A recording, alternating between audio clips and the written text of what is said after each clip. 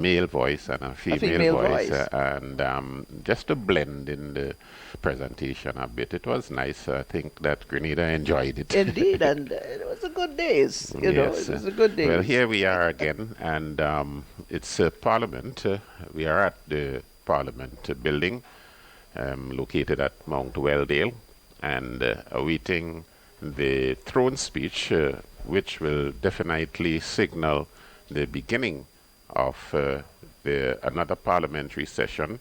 And we are talking about the third session of the 10th Parliament of Grenada. And normally, with the formalities, Parliament would be prorogued, ending one session, and for the opening, then we have this ceremonial fanfare as it relates to, well, let us say, the parliamentary democracy as we know it. Let's call it medieval, so to speak. Some refer to it as the colonial legacy.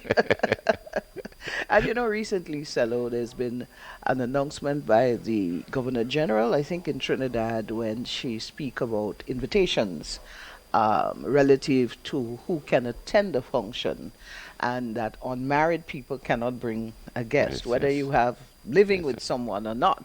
And it spurred a debate across social media. But I made the comment that that is part of the colonial structure that we inherited, yes, and it's yes, still there. yes, yes, And one person said, well, Trinidad is a republic, so they need to get rid of yes. that. But today, when you look at the structure of families, and, you tend to feel that exclusion is not the way to go. More inclusion.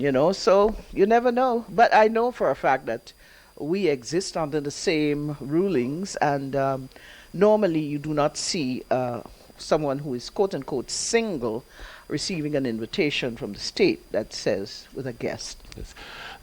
What has happened over a period of time, cultures change, and what you would notice that a number of these procedures that go with the standards have been changing. As a Obvious. matter of fact, one of the questions over the past times was the wig.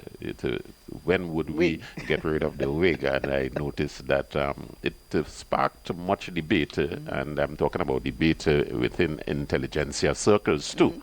And you notice that by degrees, The it's wig is been, gone. yes, it's Yeah. been faded away. And we appreciate that, because I think as Caribbean people, we have to start thinking Caribbean in many ways, more than just simple things. We talk about our music, we talk about our culture, and when we look at our culture, more and more honing in as to who we are as a people, these changes are important. Yeah, I mean, I often felt pity for those who would sit in the house and in the courtrooms with these awful wigs on their heads. And it was a great move. I Yeah. think it brings some sort of decorum to the proceedings. If you're noticing the language that's being used when deliberating court sessions, it's amazing. I've been listening to the British debate over the past few weeks. And pretty amazing when you hear the language, the tone, quality, and the expressions. Expression and tone. Oh my goodness. And we often have a tendency in smaller territories to sort of condemn the harsh debates that takes place within the houses. But look at Britain. Sometimes you look at some of the African countries and you expect a coughing down Yes, to take yes, place at yes, any yes. time.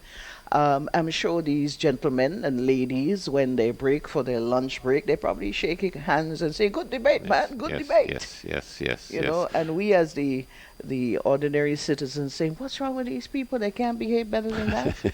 You know. One of the things that I like, though, in our system is that we tend to encourage the young people to get involved in parliamentary And they debating. are excellent. Not only that, Cello, the succession of the houses, we see it. We see a lot of young folks who've been part of that Schools did this, youth yes, yes, parliament. They're now yes. in the houses. So, it tells us that This is a great opportunity for youngsters to develop the skills at that age. So by the time if they end up on one of the seats that we're looking down at here today, they're well equipped. Yes. Well, just to remind you, it's just a little discussion, Shoma Wells and myself. We are at the Parliament building, and we are getting ready for the opening of the grand ceremonial opening of the third session of the 10th Parliament of Grenada. And you would see the members of the RGPF there in the courtyard awaiting the arrival of the dignitaries. And when we say dignitaries, we talk about the Prime Minister first of all, and then the Governor General.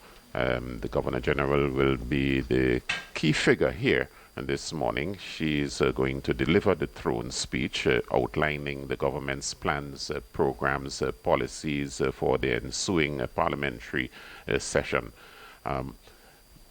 As it is, it's a pretty spacious and let's say the ambience lend itself to the occasion. Rather ceremonial. This is where we get all the fanfare of the democracy taking place. Oh, very much ceremonial. Yes. I mean, it is one of the highest ceremonies, state ceremonies, I believe, that takes place Yes, in it a is. Commonwealth country. It is. Yeah? It is. Sometimes when you look at it, you would realize that we have to pay homage and give it the respect, to give the democracy the respect it deserves as it relates to the setting, the deliberations that is to come afterwards. It sets the tone more so. Normally, after the throne speech, what you would find that it lends its way to the budgetary process. That's correct. Especially with some of the outlines of the programs, they lend themselves. So it's planning in the true sense. Actually, the throne speech by the Governor General basically indicate a lot of what is to come.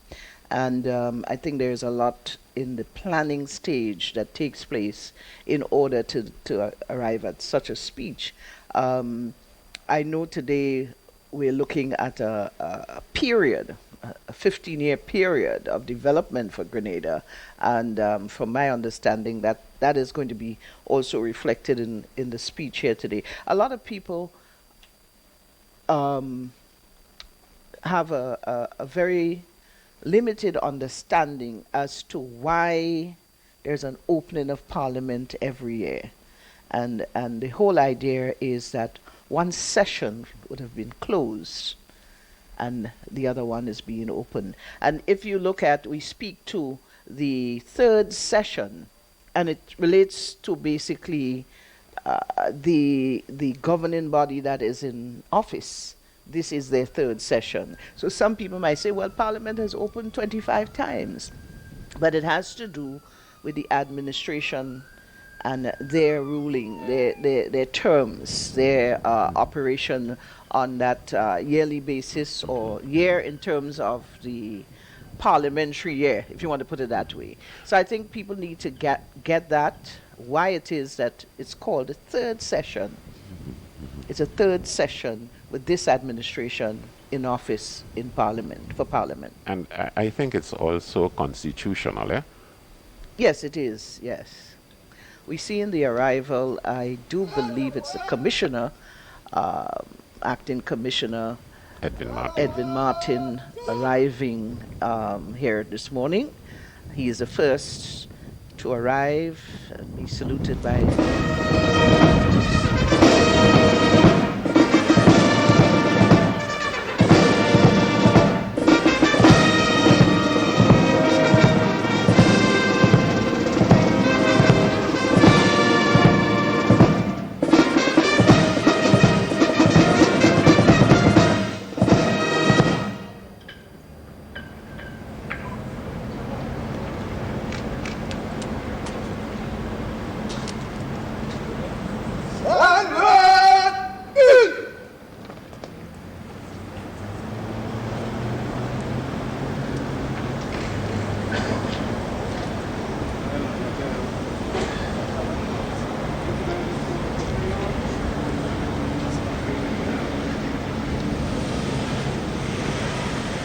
Well, there we've seen the salute It's a of Acting Commissioner of Police Edwin Martin by the troops here this morning. Quite a contingent out on parade for this session, and he will be followed by the Governor General. He will be followed, yes, I think it Sorry, is the by the Prime Prime Minister. Minister. Yes, The Prime the Minister is Minister. to arrive before, And yes. then the Governor General. I know that most of the focus is on the Governor General. Well, indeed, it's her day today. For a moment, but the Prime Minister is also going to arrive and get a salute. And the thing about it is the speech in its entirety, right? All the tenets within the speech is basically framed by the government. Oh, yes. And oh, yes. it is presented to the Governor General. It's delivered to the Governor It's actually General. delivered by the Prime Yes, Minister. for her to make the presentation. For her to make the presentation. And it is laying out the plans going forward from here forth that the government have for 2020 and maybe beyond. We'll hear about that, I'm sure. But Sally, just looking at the House this morning, we see that people are coming in gradually. A number of MPs are already seated. We're seeing the one of the ex-governor generals is here. Sir Daniel is Williams. already seated, very early, if I must say so. He's always a man of time. And from our vantage point, there are a number of senators as well who are here for the morning already. So it's just a matter of time before the ceremony gets moving in a more progressive manner. There are a number of persons as well in the House who are called strangers. And a lot of times people would ask, well, why are they called strangers? Remember that they're visiting the house. The house is not aware of who they are. So I assume they're strangers, if I may put it in that light. They have certainly quite a number of persons sitting there is a sort of oval veranda on the outside of the inner chamber of the house, and you have a number of persons sitting out there as well. So it's just a matter of time before we see the arrival of the Prime Minister, according to the program that we have, Cello. All strangers were expected to be seated by 9:30. We still see persons coming in at this time. In some other countries at 9:30 they would close the door to the Yes. chambers. Yes. So if you're late, you stay on the outside. You stay outside, yes. Oh my goodness. So the members of the Senate and members of the House of Representatives, most of them are here, if I may say so, but there's still a number of them to get here. Officially, the ceremony is expected to start, the internal ceremony is expected to start at 10 o'clock, and I'm sure that is what is being prepared for. We can see the Prime Minister's, the press secretary, making sure that everything And the is supporting staff. in order. Yes. At a point in time, Selwa, I thought you would have become a press. I know. It I involves a lot of- often say, Cello, you're sometimes you're too humble for your own good. It involves a lot of work, I a lot know. of thought, a lot of vision, sleepless But you have nights. what it takes for that. I mean, I will definitely recommend you if I had the opportunity to. But nevertheless, I would also do the same. I don't want that job. It's not an easy one, especially in these times, Cello. We're looking at quite a beautiful day today, in spite of the in and between weather. We've had the threat of Hurricane Karen passing through. October seemed to have really held well so far. We had some showers a few nights ago. It was very welcoming. The farmers really welcomed that. Not only the farmers, but I'm sure Nawasa and those of you who would have had rainwater tanks. And today it's a lovely day for the purpose here in the square. Yes. The police, it's hot, but I'm sure that they prefer to look crisp in the sun Yes. than having showers coming down on them. So it's going to be quite a parade that takes place. We can see the bishop, the Catholic bishop, Bishop Harvey, is here and seated, and together with the Attorney General, Sir Lawrence Joseph, Yes. keeping him company. He's quite a gentleman, if I may say. We had Bishop Harvey delivering the prayers and comments on the Emancipation celebration a year ago, and he was unbelievable. He sounds, On sounds point. like a historian, yes. Oh my goodness! And he has this staff that has like the Trinity, the three different knots or whatever, and he explained it was given to him by an African colleague.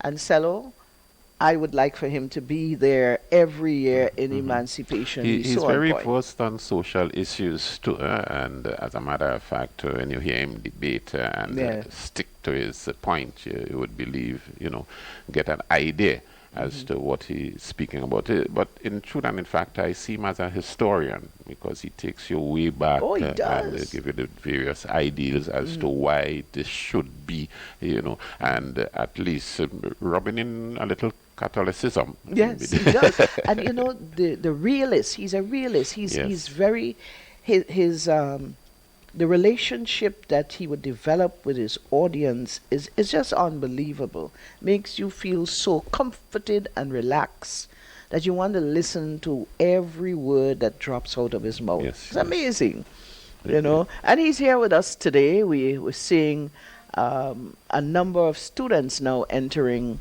the house. And as you know, we always believe, Salo, that our youth must be exposed to this sort of deliberations that would prepare them for the future, would give them an opportunity to understand the proceeding, appreciate it, hear the things that are important to them as they develop as well. So it is very, very important that they be a part of this process. I always like when young people become interested in the affairs of the nation. We have this old adage speaking about them as the ones for the future. That's right. And I think it is important that they should be very interested, or they should be encouraged to be interested. Well, Cello, we have been the champion of that for years. We've had a number of them being nurtured in our hands Yes. in GIS. Today we see some of them here working that we are very proud of. It was Daddy a and very mommy, good, very good experience. It's a very good experience. Indeed and, it is. Yeah. I realize that you go along with them because, as one Calypsonian would say, you got to be relevant. You ought to be relevant. And you're speaking about one Yes. Calypsonian. I just glanced PS Scholar sitting there with the rest of the PSs from the various ministries. They seem to be out in their numbers today. And we see also the prison officers are here as well. A number of prison officers seated out there as well. I'm just taking a little peek as to if there are persons that I may refer to. We can see seated MPs, Tobias Clement, we see Steele, we see Hosford, Peter David, we also have the Yolan Bean Hosford, of course, Kate Lewis is there, I see Elmond Pierre. I'm just trying to get a grip as to some of the representatives that are here with us at this time. Quite a number of them are here already, and some of the senators as well, Senator Steele, Senator Cox, Judd, and a few of the others. Chris Diali, I can get a little glance of him in the corner there. And now, please forgive me if I didn't call all of them, but I just decided I would speak to a few. A few students, a few business people are here. We see some diplomats. I can see diplomat Grant Alexander, honorary ambassador for London. She's here with a number of the other persons of the diplomatic corps. I noticed the Chinese ambassador is here as well, the Cuban, and quite a few of the other ambassadors here this morning with us. Persons from the legal fraternity, there are a few of them here seated. I'm sure that you'll probably recognize some of them on your camera. The cabinet secretary. Yes, sir. We have Miss Isaac is here as well, and it's going to be quite a morning, and we certainly look forward to the Governor General's delivery here on this third session Parliament. Another group So of that's what I students. was able to see. Oh my goodness, you have some more students coming in. Another group of students, and this apparently is from the Grenville Secondary School, and probably SAS, is it? Yes, from St. Andrews. Well, Selwyn, you've done very well. I'll tell you this. I do not recognize 90% of the uniforms in Grenada today. And, I mean, you have the, well, of course, I grew up in St. George's, so I know Convent, PBC, GBSS, high school. And after that, all fall down for me. Well, in St. Andrew, you got the St. Joseph's Convent, and very easy to know a St. Joseph Convent student. The only well, yes, the convent with the brown skirt. Yes, yes, the brown skirt, yes.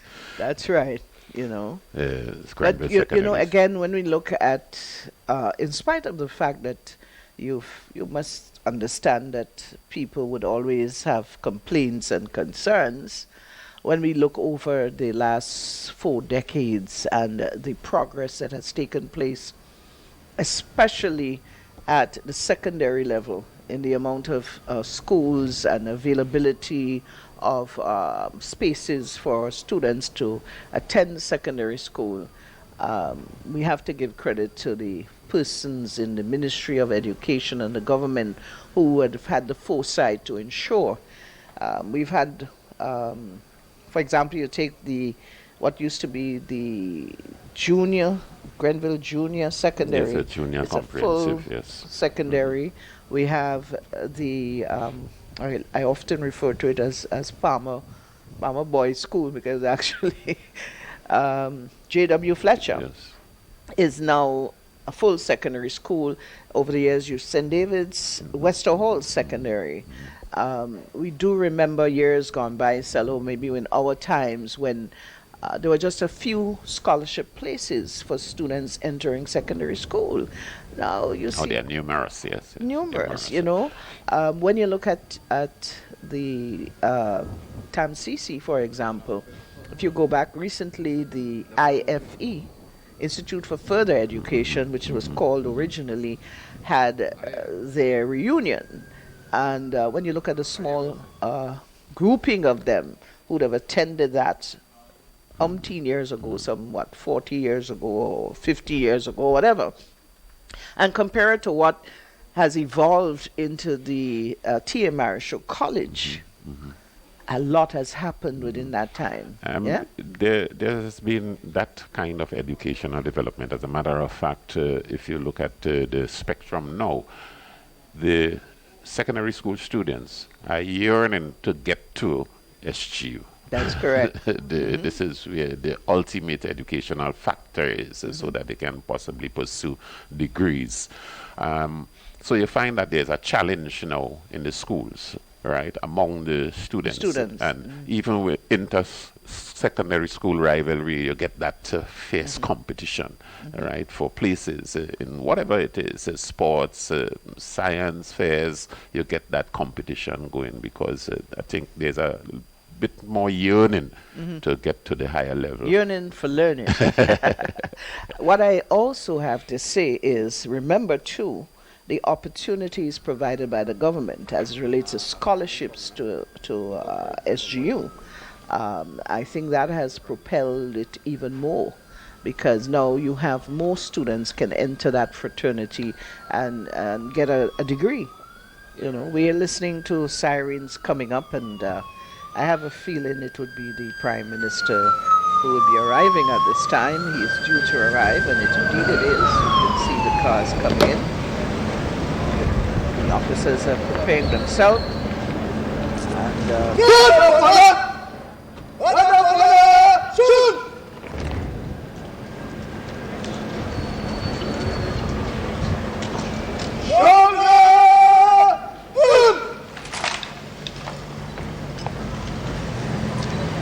the acting commissioner, Prime Minister, is going to take a salute.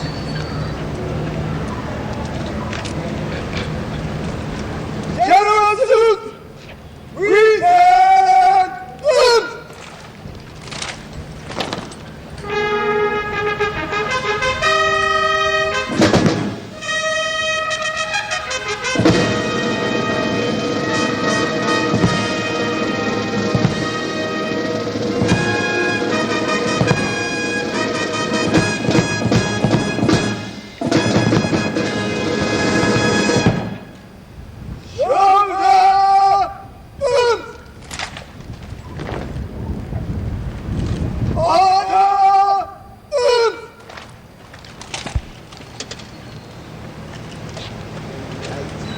And there you have it, the salute to the Prime Minister, being escorted there into the Parliament building. If I may make a little correction here, I did refer to Sir Larry Joseph as the Attorney General. Is actually Mr. Ramdani. Oh, yes, yes, So, yes. So Darshan Ramdani. That's right. So Larry did He did his stint. carry eh? on for Yes, he a did bit his stint there. for a while. And we see the Attorney General is here as I well. remember he was also the Speaker of the. That's he, correct. he served in many capacities. Many he was at one time capacities. he was the President of the Senate and then the Speaker of the House of Representatives, Attorney General, or a very skillful gentleman. Indeed. And recently, in the last maybe decade, he completed his Doctorate. doctorate in law. Yes. So the Prime Minister is now seated in the House next to Minister Bowen, Representative Bowen, and they're like two peas in a pod. Been there, done that. Been there for years. Two gentlemen of high political stature. Indeed, And, indeed. You know, they enjoy each other's company. I know that they enjoy. If you notice that ever since Mr. Bowen has been in the politics of the country and in the cabinet, he's been in infrastructure, he's been in works, public utilities. That's his forte. Can't take that away from him. He's an electrical engineer by profession, and I probably be corrected on this one, but I do have a feeling that the Prime Minister was his teacher at a point in time in PBC. Don't get carried away there. And if I may also say this, I believe that the Prime Minister is the one who would have encouraged him To to get enter involved into the in political yes, arena yes, as yes. well. So they have a long just- history together. Just to describe that friendship is inseparable. Inseparable. Yes, And we noticed that the members of the House is House being asked to rise. And so here comes the maces of the various houses, that of the Senate and also the House of Representatives. And also the presiding officers, the Exactly. President of the Senate and the Speaker of the House. And it is such a pleasure to see them with all those wigs this morning. Well, it was a debate to cast them aside. As a matter of fact, it may have been the situation between both the President and the Senate discussing reasons why they should.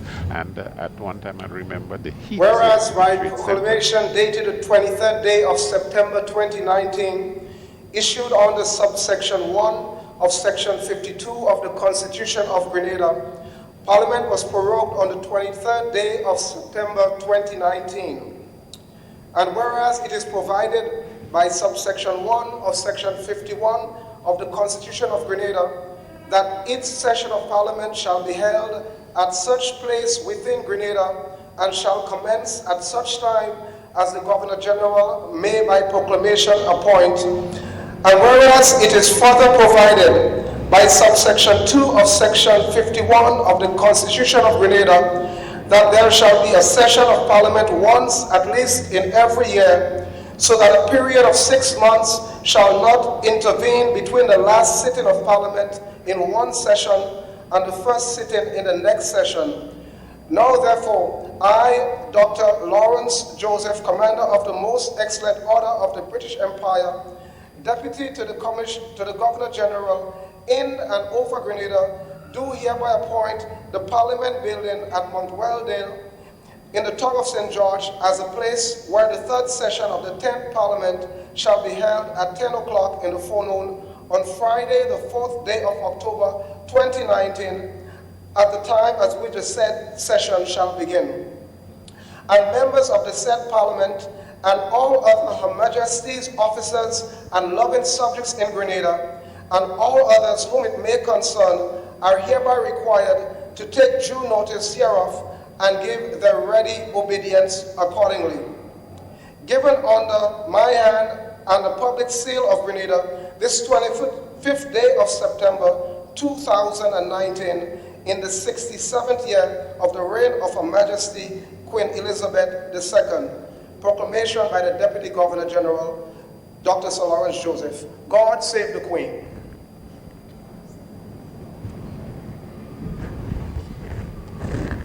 We've had the reading of the proclamation by Deputy Governor General. Basically signal the... Honorable members, let us pray. Guide, we beseech thee, Almighty God, members of the houses, that they may wisely deliberate for the good of the country and for the glory of thy holy name. Please join with me as we say together the Lord's Prayer. Our Father, who art in heaven, hallowed be thy name. Thy kingdom come, thy will be done on earth as it is in heaven. Give us this day our daily bread, and forgive us our trespasses, as we forgive those who trespass against us. Lead us not into temptation, but deliver us from evil. For thine is the kingdom, the power, and the glory, forever and ever. Amen. Pray, be seated.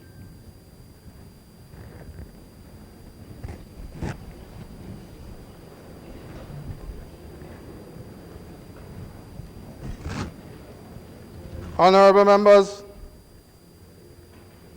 is it your wish that the houses do now adjourn during pleasure to await the arrival of Her Excellency, the Governor General? Those of that opinion say aye. Aye. To the contrary opinion say nay. The ayes have it, the ayes do have it. The House now does adjourn.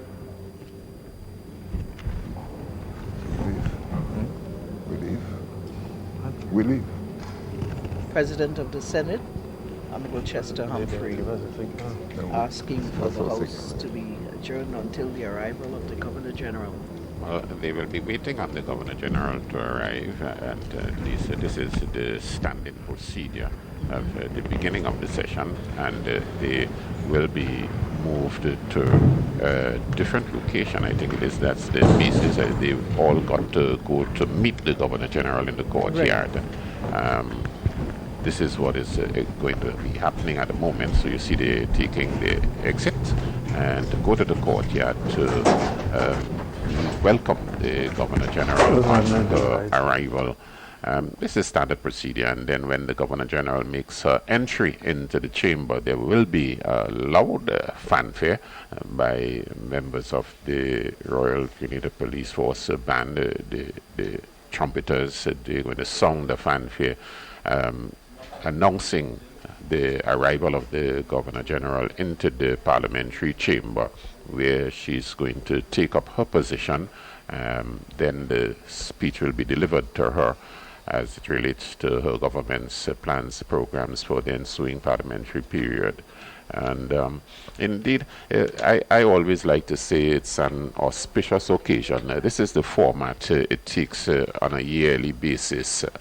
Constitutionally, so we have to regard it the way it is. It's the parliamentary, the colonial British types parliamentary proceedings. In England, you would get the same thing, especially when a parliament is to begin another session, unlike what we saw the last time around, where there was all this debate to and fro. And it sent the parliamentary democracy into a tailspin for a moment there. But these changes come with time. As we always say in the news, news is an event that covers a specific time and space, and if nothing changes, everything remains constant. It would be pretty difficult to evolve into any sort of development mode. But this is the situation here as it is practiced in Grenada, and the Governor General comes in on the opening of the parliamentary sessions, and she is going to present the government's plans and programs to the entire nation on this opening ceremony. Pretty ceremonial in the true sense. We would notice in the chamber a number of the ladies still wearing their hats. I think this is formal. We I was out in the thinking courtard. of putting on mine this morning. I just want to mention, Cello, we saw the maces being put to the lower level, and that is signaling that the House is adjourned. Once the mace is placed to the top, the House is in session.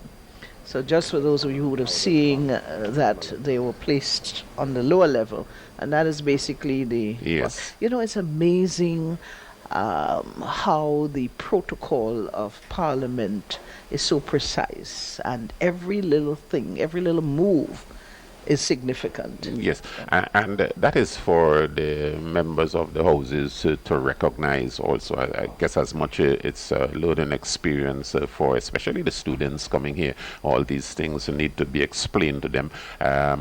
There used to be something in the schools at one time called civics, and I think this is where this would take its setting. There you see the Speaker of the House of Representatives, Honorable Michael Pear, and the President of the Senate, Honorable Chester Arlington Humphrey, and they are flanked by the Clerk of Parliament. And we can hear the siren approaching, signaling the arrival of Dame Cecile, the lady who is a star here this morning to deliver the throne speech. And I must say our colors look rather spanking there this morning. Outstanding. Very outstanding. I think that the decor is really in keeping with who we are as a nation. And Cello, you know, here she comes, the Governor General. The arrival of Dame Cecile here at Parliament House.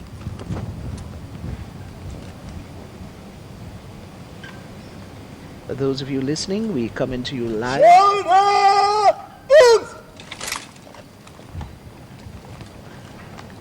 It's the third session of the 10th Parliament of Grenada. Royal salute! Treason!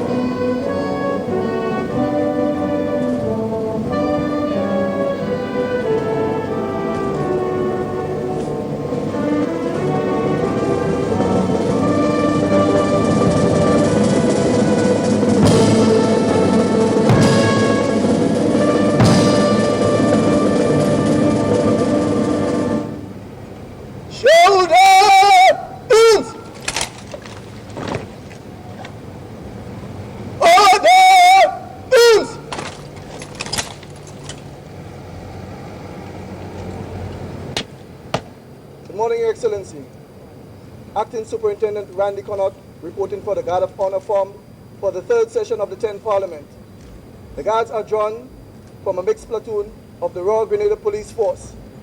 They are standing in two ranks, dressed in the open order, with rifles at the order.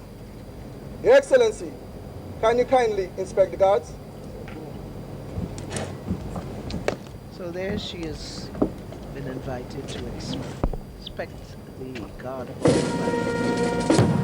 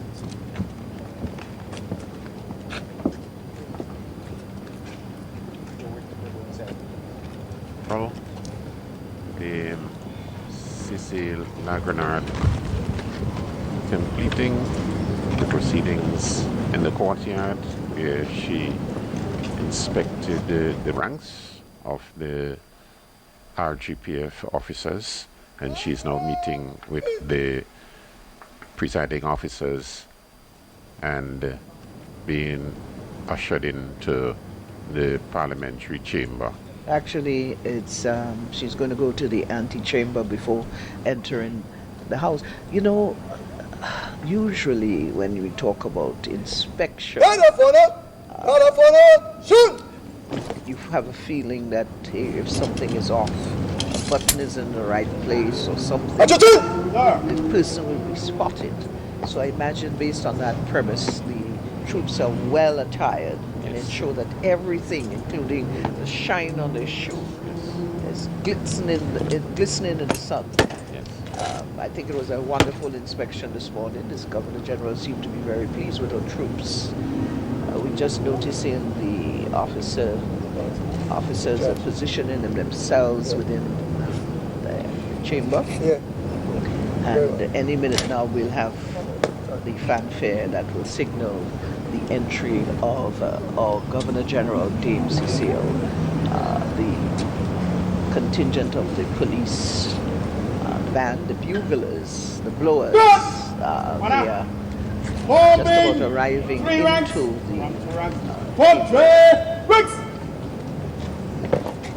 Just sing! Entry ranks. Right! Just! Police officers we preparing for the exit. The exit, yes. Admirable, I must say. Looking as sharp as ever. Colorful. I said the quality of the uniforms. White tunic with red stripe along the trouser. And you know, Cello, of course, as a Caribbean person, you'd recognize that most of the islands have similar attire in the police force, but I think ours is the most brilliantly designed. There is nothing to compare with it. I think the white and the black and the red, I mean, it's just outstanding. The officers taking their exit from the courtyard.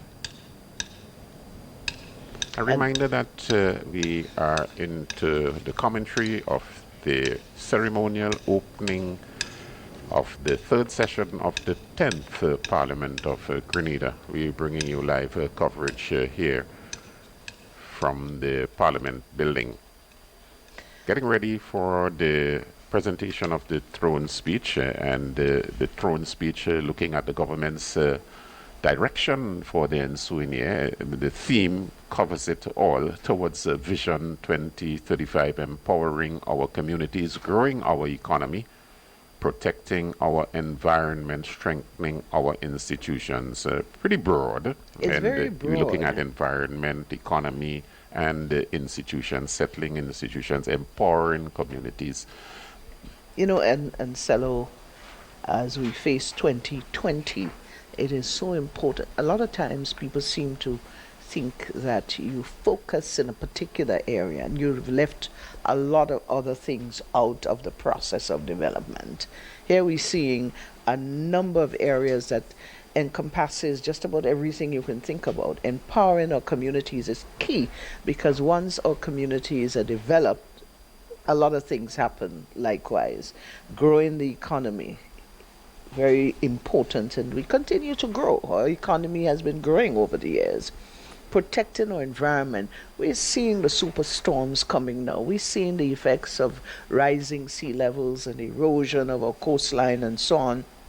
And more, we have to do something. We've noticed a little Australian girl at the UN. Yes.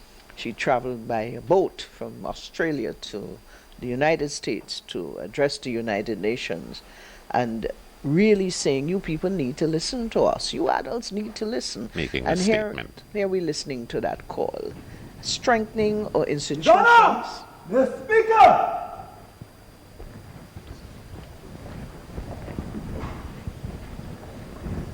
The Speaker of the House.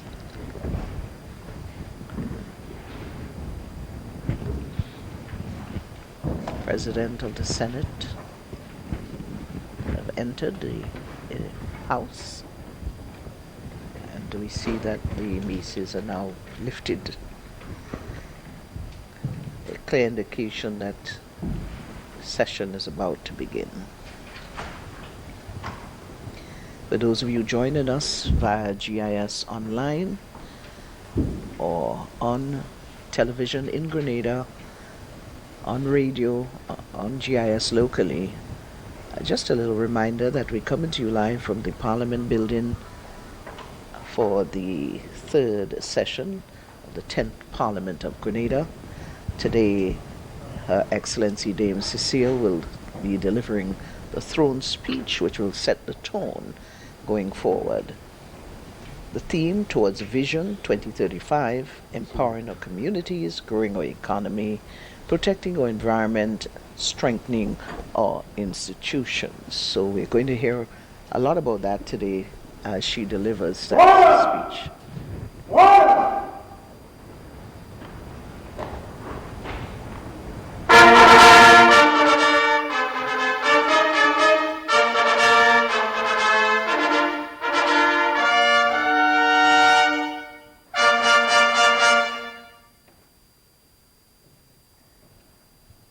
Fanfare for the welcoming of Her Excellency. Prime Minister is already in position to deliver the throne speech. He has been doing this thing time and time over a number of years. We're talking about since 1995. Quite a while, Sella. And he looks as though he has another 20 years to go. We'll see what happens. Anyway.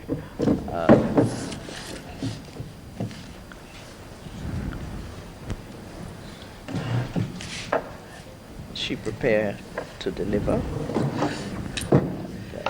Mr. President, Mr. Speaker, members of Parliament, as we gather here today at the start of the third session of the 10th Parliament, it is important that we express gratitude for the mercies granted by the Almighty, for His grace, His love, and the continuous blessings that He has bestowed on us as a nation.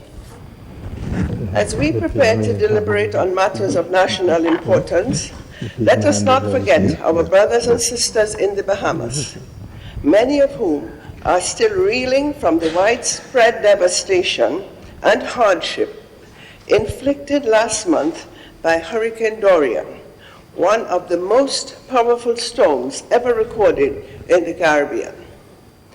Let us remember, too, that 15 short years ago, we were faced with a similar plight, having experienced the onslaught of Hurricane Ivan. Grenada's progress since 2004 has been nothing short of remarkable. The destruction wrought by Hurricane Ivan was equivalent to 200% of our gross domestic product.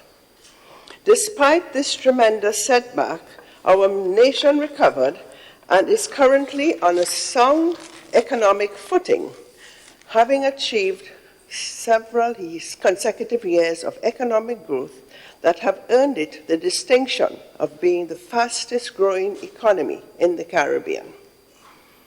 As 2020 approaches, we are fully cognizant of the fact that we must not only look to the future with hope and optimism. As architects of our destiny, we must shape the kind of future we want and create a Grenada of which we can all be proud. Mr. President, Mr. Speaker, members of Parliament, Grenada is doing well on several fronts. The economy is poised to record its 7th consecutive year of robust growth in 2019. Economic activity has been broad-based, with several sectors experiencing sustained expansion in the past 7 years. New jobs have been created in several sectors, leading to a steady decline in the unemployment rate in our country. General price increases, as measured by the inflation rate, have been low and stable, providing certainty for business investment and increasing the purchasing power of consumers. Several major projects in both the public and private sectors are underway across our tri-island state and are expected to significantly enhance our social and economic infrastructure, as well as build resilience to climate change. Public finances have shown sustained improvement, and as such, the public debt to GDP ratio has been on a steady downward trend over the past 5 years. Social protection programs and safety nets have been expanded to address the needs of the most vulnerable in our society, including at-risk youth, boys and young men, girls, women, and the elderly. Mr. President, Mr. Speaker, members of Parliament, my government remains fully committed to pursuing policies and programs conducive to macroeconomic stability and social progress, while protecting and preserving our natural environment. While we celebrate our collective achievements and successes, we are mindful that challenges persist. Indeed, long-standing constraints such as the small size of our economy, its narrow production base, and the heavy dependence on importing goods and services are being compounded by challenges in other areas such as climate change, rapid technological advances in artificial intelligence and robotics, among others. Mr. President, Mr. Speaker, members of Parliament, it is important to focus our attention and galvanize collective efforts to undertake concrete actions that will allow us to simultaneously consolidate our accomplishments and address our challenges. Collectively, we must forge ahead with a shared vision, unity of purpose, resolve, and determination to secure the bright future that we all seek. Mr. President, Mr. Speaker, members of Parliament, the future that we envision is outlined in Grenada's 2020 to 2035 National Sustainable Development Plan, a first draft of which is currently the subject of various consultations across the nation. The draft plan was formulated on the basis of the contributions and feedback received from Grenadians across all strata, including youth, civil society organizations, government ministries, the private sector, non-governmental organizations, and the general public. The ongoing sectoral and public consultations will help further refine the draft plan. The final Cabinet-endorsed national plan will be officially presented in Parliament along with the 2020 budget. Mr. President, Mr. Speaker, members of Parliament, the National Sustainable Development Plan will implement a systematic and coordinated framework to guide Grenada's sustainable development agenda during the 2020 to 2035 period. The plan focuses on promoting balanced, harmonious, and inclusive development in Grenada, and as such is anchored in the 3 pillars of sustainable development, namely the society, the economy, and the environment. These 3 pillars are in turn underpinned by the cross-cutting issues of governance and institutional arrangements.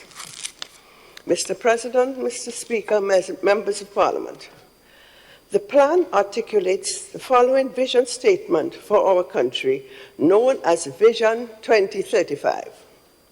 Grenada, a resilient and prosperous nation with a conscious and caring citizenry, promoting human dignity and realizing its full potential through sustainable economic and social progress for all.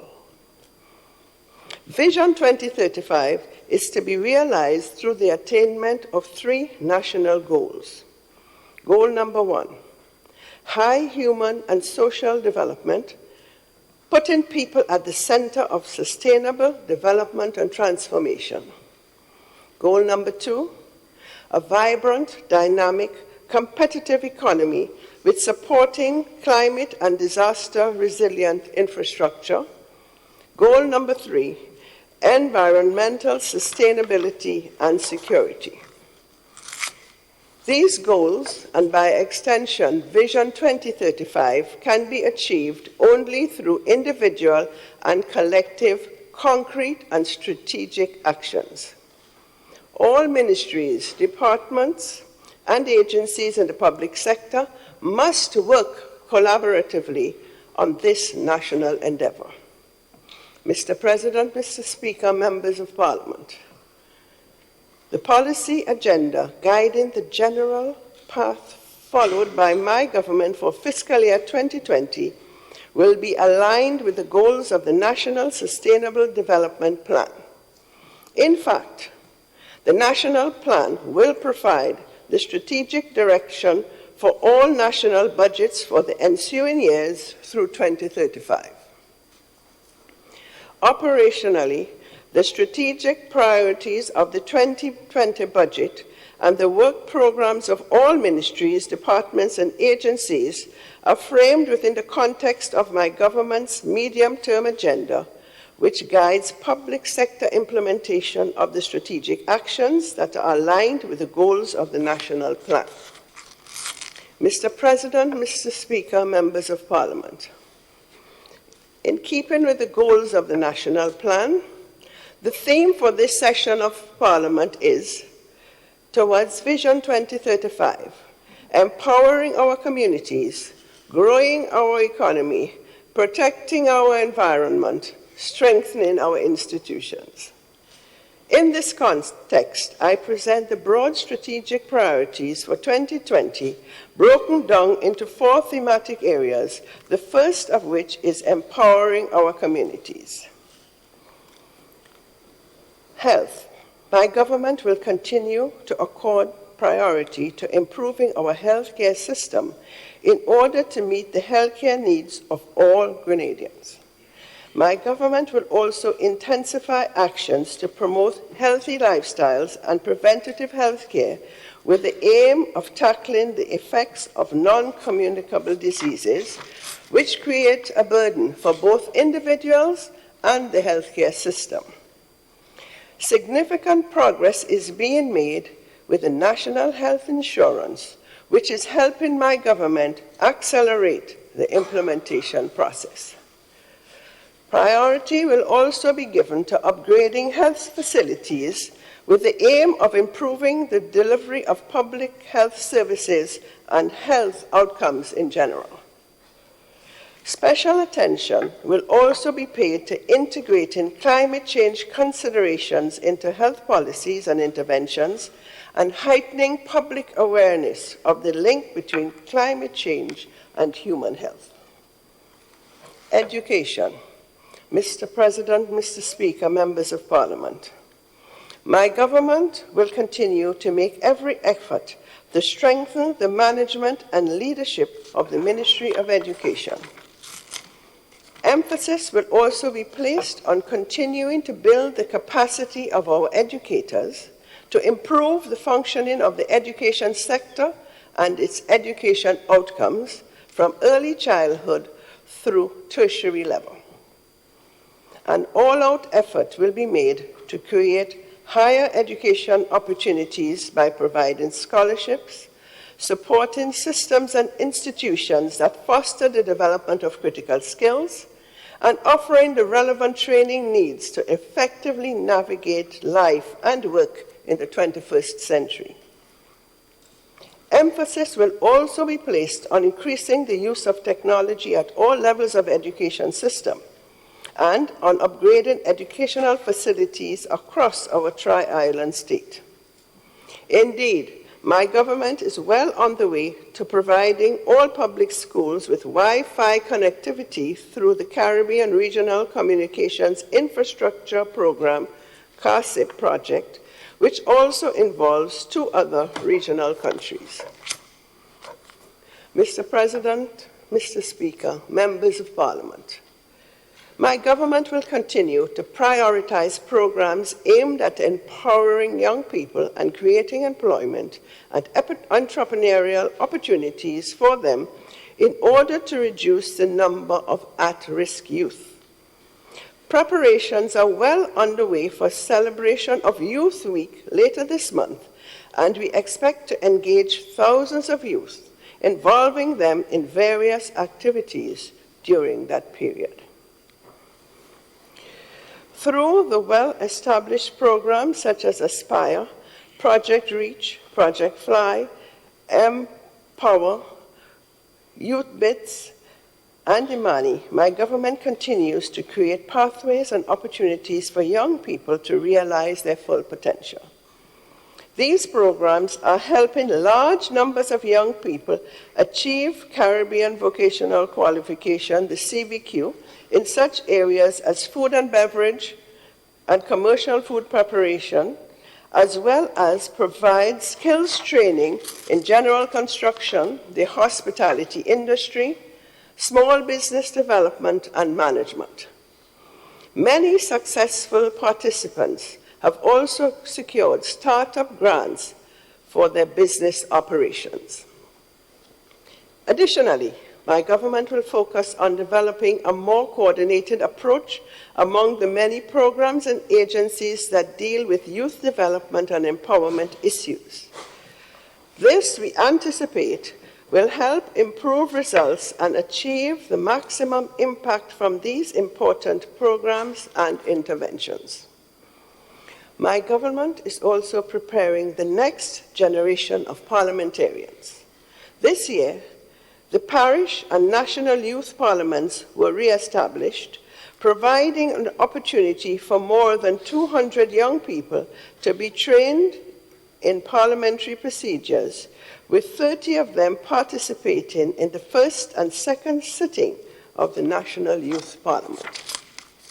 Mr. President, Mr. Speaker, members of Parliament, it is well known that sports provides a safe place for children and young people and promote community development, support healthy lifestyles, and generate economic activity.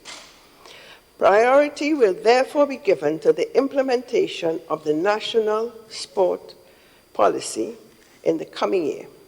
Additionally, my government will continue to focus on strengthening the institutional structures for the development of sports and on upgrading sporting facilities across our tri-island state.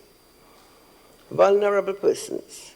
Mr. President, Mr. Speaker, members of Parliament, with the establishment of the Special Victims Unit and Hotline, significant progress is being made with the investigation and prosecution of various sexual crimes and cases of domestic violence and child abuse. My government will continue to devote attention to strengthening our child protection systems and institutions, and to significantly reducing the number of children and youth who suffer from various forms of physical and mental abuse and emotional trauma. The Home for Girls, which will be opened before the end of 2019, will represent a major step forward in the provision of institutional support to protect our young girls. Mr. President, Mr. Speaker, members of Parliament, my government will also accord priority to enhancing the delivery of programs geared towards improving elderly care. The geriatric programs that are currently being executed will be assessed with a view to strengthening their effectiveness and impact. Ensuring that our elderly enjoy a decent standard of living is also of great importance to my government. As such, my government will soon commence payment to retirees who were appointed to an established post in the public service after February 22nd, 1985. Retired at the age of 60 and provided a minimum of 26 2/3 years of public service on a permanent and continuous basis. The payments will be considered an advance on any sum payable once a definitive position on pension is determined. My government remains firmly committed to settlement of the pending pension and gratuity issues. My government will also place greater emphasis on strengthening the institutions and agencies that provide support services to other vulnerable groups in the society, such as persons with disabilities. Gender. Mr. President, Mr. Speaker, members of Parliament, gender mainstreaming, gender equality, and the social and economic empowerment of women and girls are key priorities of my government. Last year, Grenada ratified the International Labour Organization's Convention 189 on the rights of domestic workers, which paves the way to improve conditions for workers in the domestic and paid care sector who are predominantly women. My government will also continue to focus on addressing the social and economic factors that give rise to gender disparities. Housing.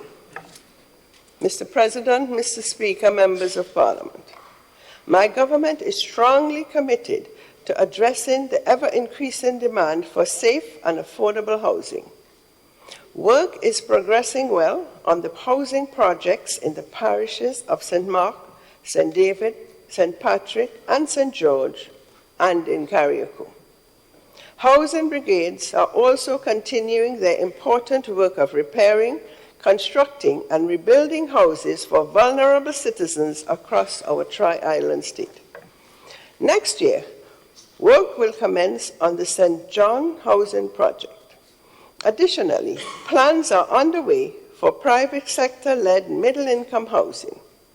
In fact, my government is currently holding discussions with a private developer. My government will also pay special attention to heightening awareness of the need to incorporate environmental and climate considerations into housing construction. In providing affordable housing solutions, the ultimate aim of my government is to build strong homes and, by extension, strong families and communities. Culture. Mr. President, Mr. Speaker, members of Parliament, one of Grenada's attributes is its rich culture and heritage. 2019 was a particularly successful year in this regard, with several of our artists advancing to the finals of the International Soca Monarch competition in neighboring Trinidad and Tobago, and masterfully showcasing their individual talent at the event. Furthermore, with the crowning of Mr. Killer as the International Soca Monarch, Grenada has made a bold statement on the global stage about the maturity of our island soca. A number of artists have also taken the flag of Grenada to countries around the world where, from a musical standpoint, Grenada had no prior visibility. We are indeed proud of our artists and their stellar accomplishments. The vibrancy of our country's culture was also on display at Carifesta 14 in Trinidad, and once again, as their 120 participants made it known through song, dance, and other art forms, Grenada's rich traditions and heritage remain alive and well. These successes underscore the need for my government to provide the enabling support that will harness our cultural and creative talent and preserve our rich culture. In 2020, greater emphasis will be placed on strengthening our cultural and creative industries. My government also intends to identify a greater number of cultural ambassadors who can promote Grenada's culture at home and abroad. Labour. Mr. President, Mr. Speaker, members of Parliament, enabling the creation of sustainable jobs and providing opportunities to promote entrepreneurship continue to be strategic priorities for my government. Last year, a total of 155 workers were placed in employment overseas through the Ministry of Labour. Additionally, 147 Imanis found permanent employment in the private sector. Overall, unemployment in our country is steadily declining, which is most welcome. My government will continue to provide an enabling environment that facilitates continued reduction in unemployment, especially among our young people. The vibrancy of the construction sector continues. A number of projects are already on stream or in the offing, particularly in the student housing and general accommodation sector. These projects not only demonstrate the growth and development of the country, but also have a positive impact on unemployment, particularly on the construction, culinary arts, and services sectors.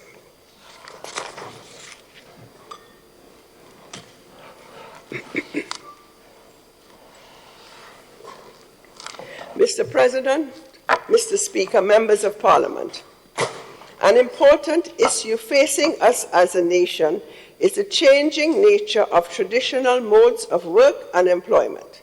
Indeed, rapid technological advances have profound implications for the workplace, the workforce, and the nature of work itself, skills, and wages. Cognizant of the 21st century realities, my government will initiate discussions with social partners on the changing nature of work, on how we can collectively prepare for the changes that are occurring with lightning speed.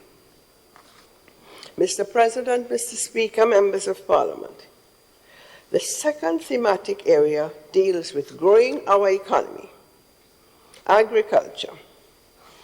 Mr. President, Mr. Speaker, members of Parliament, there are 3 ongoing projects. The Climate Smart Agricultural and Rural Enterprise Development Project, known as CEAP, the Youth in Agriculture Project, and the Regional Agricultural Competitive Project, AgriCom, which are aimed at increasing youth participation in agriculture, boosting agricultural production, and by extension, creating jobs and improving livelihoods, especially in rural communities. My government will continue to focus on expanding youth involvement in the sector, building the capacity of farmers and workers in the sector, improving agricultural production and productivity through the use of technology, increasing value added of agricultural products, and bolstering the sector's resilience to climate change. Greater emphasis will also be placed on strengthening the linkages between agriculture and other sectors, in particular tourism and manufacturing, and on improving food security and the nutritional content of the foods we consume. Tourism. Mr. President, Mr. Speaker, members of Parliament, my government will continue to focus on developing the tourism sector by tapping into new destinations, upgrading sites and attractions, training and certifying more industry workers, supporting more entrepreneurs in the sector, and facilitating the integration of technology into our tourism products and services.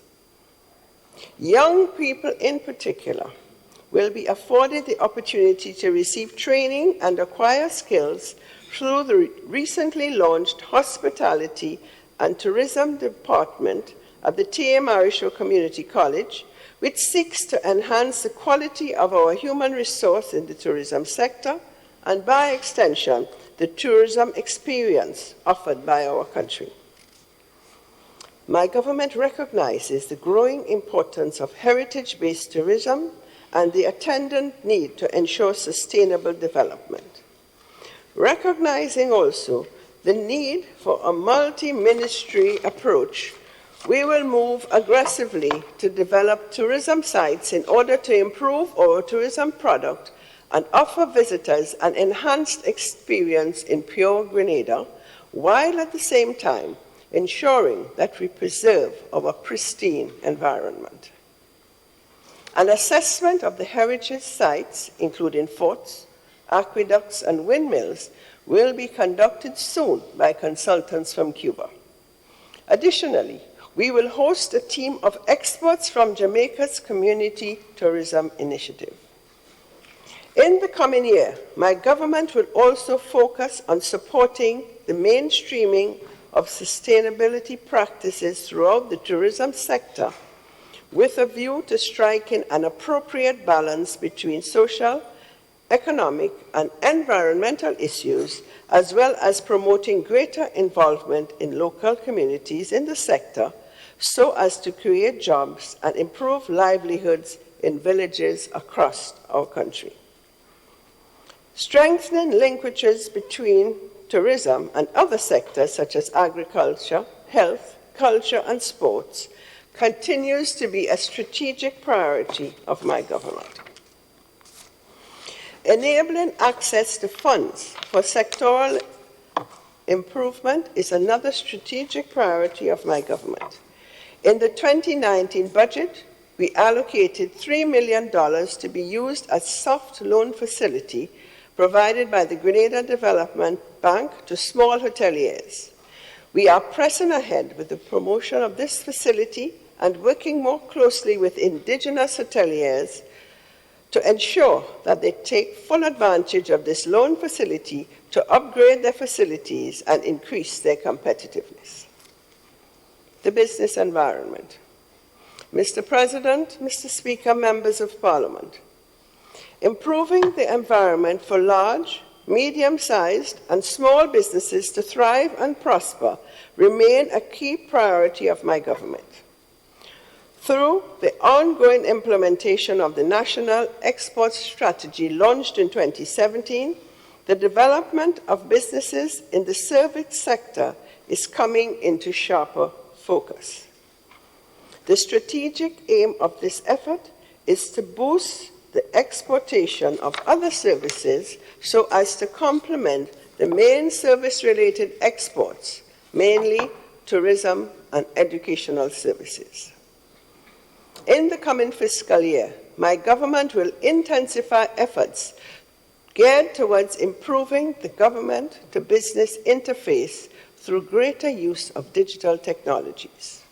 In this regard, a concessional loan from the World Bank was recently approved to implement the Digitization for Resilient Government project with the objectives of developing an enabling environment to modernize the delivery of public services and leveraging digital technologies to provide select public services. Furthermore, greater attention will also be paid to creating an investment-friendly environment conducive to both local and foreign businesses in areas that can contribute to economic diversification and transformation. Promoting increased value addition of our local products and exports, as well as strengthening support services, especially to small businesses and young entrepreneurs, will also be areas of focus. My government will also step up the pace of ongoing initiatives aimed at taking full advantage of new economic opportunities that utilize our country's natural resources, such as renewable energy, hydrocarbons, our ocean space, and our cultural assets.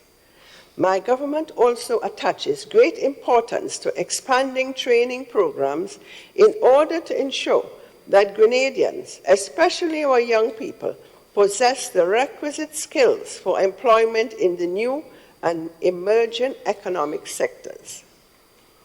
My government remains fully committed to climate-smart agriculture and rural enterprise development program, CEAP, which is intended to help reduce poverty and improve rural development in Grenada. Through this $38 million project, government is providing capacity building support, technical services, and finances for rural businesses, and is also helping farmers improve environmental sustainability by adopting climate-smart agricultural practices. Infrastructure. Mr. President, Mr. Speaker, members of Parliament, well-developed infrastructure is critical to support economic growth and development. In 2018, significant investment was made in upgrading the water supply infrastructure in our country. My government will continue to invest in climate-resilient infrastructure, and in this regard, will forge ahead with activities to advance the development of the Climate Smart Cities project that is being funded with grants from the Green Climate Fund. My government will also step up efforts to improve the transportation infrastructure by focusing on traffic congestion and road safety. A transport board is already operational with a mandate to deal with these and other matters. Infrastructural upgrades will also continue at both the Maurice Bishop International Airport and the Lauriston Airport. Attention will be devoted to continuing work aimed at improving physical planning to support Grenada's sustainable development priorities. Mr. President, Mr. Speaker, members of Parliament, I will now turn to the third aspect of the theme, protecting our environment. My government will continue to take active measures to protect and preserve our natural environment in the coming year. In the coming year, my government will focus greater attention on building awareness of the urgent environmental issues to be addressed now and in the years ahead. It is most disturbing that some of our people are still engaging in environmentally harmful practices such as the indiscriminate burning of bush, inadequate energy conservation, water wastage, and careless littering, such as throwing garbage out of vehicles. Environmental experts are now talking more about climate crisis than climate change, and we must all do our part to protect our environment. As the climate crisis the world now faces poses a much greater existential threat to small island states such as ours. With this in mind, my government will step up public education campaigns to highlight the importance and necessity of sound environmental practices. Efforts to strengthen Grenada's resilience planning and resilience building agendas will be tackled with a renewed sense of urgency.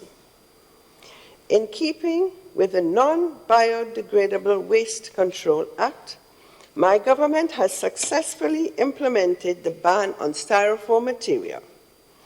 Our attention is now focused on the ban on single-use plastics as part of the overall effort to ensure that we engage in sustainable waste management. We are cognizant of the need to protect and preserve the environment while at the same time minimizing the impact on businesses and consumers.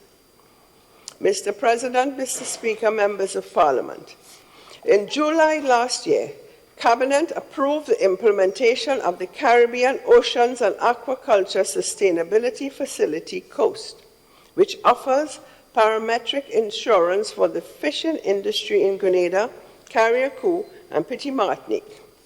The Coast Facility will provide coverage to enable fisherfolk to recover quickly from weather-related events, and in so doing will ultimately protect the food security of fisherfolk and promote sustainable livelihoods in the fishing sector.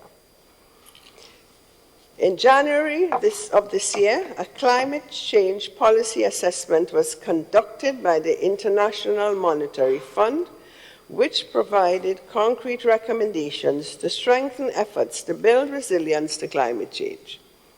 In addition, only last month, the Integrated Coastal Zone Management Bill was debated in the Honourable Houses of Parliament. This bill is aimed at strengthening the legislative framework for integrated coastal zone management and protection in Grenada. Strengthening disaster preparedness and management will also be a top priority. A disaster risk financing strategy is currently being developed with technical assistance from the World Bank.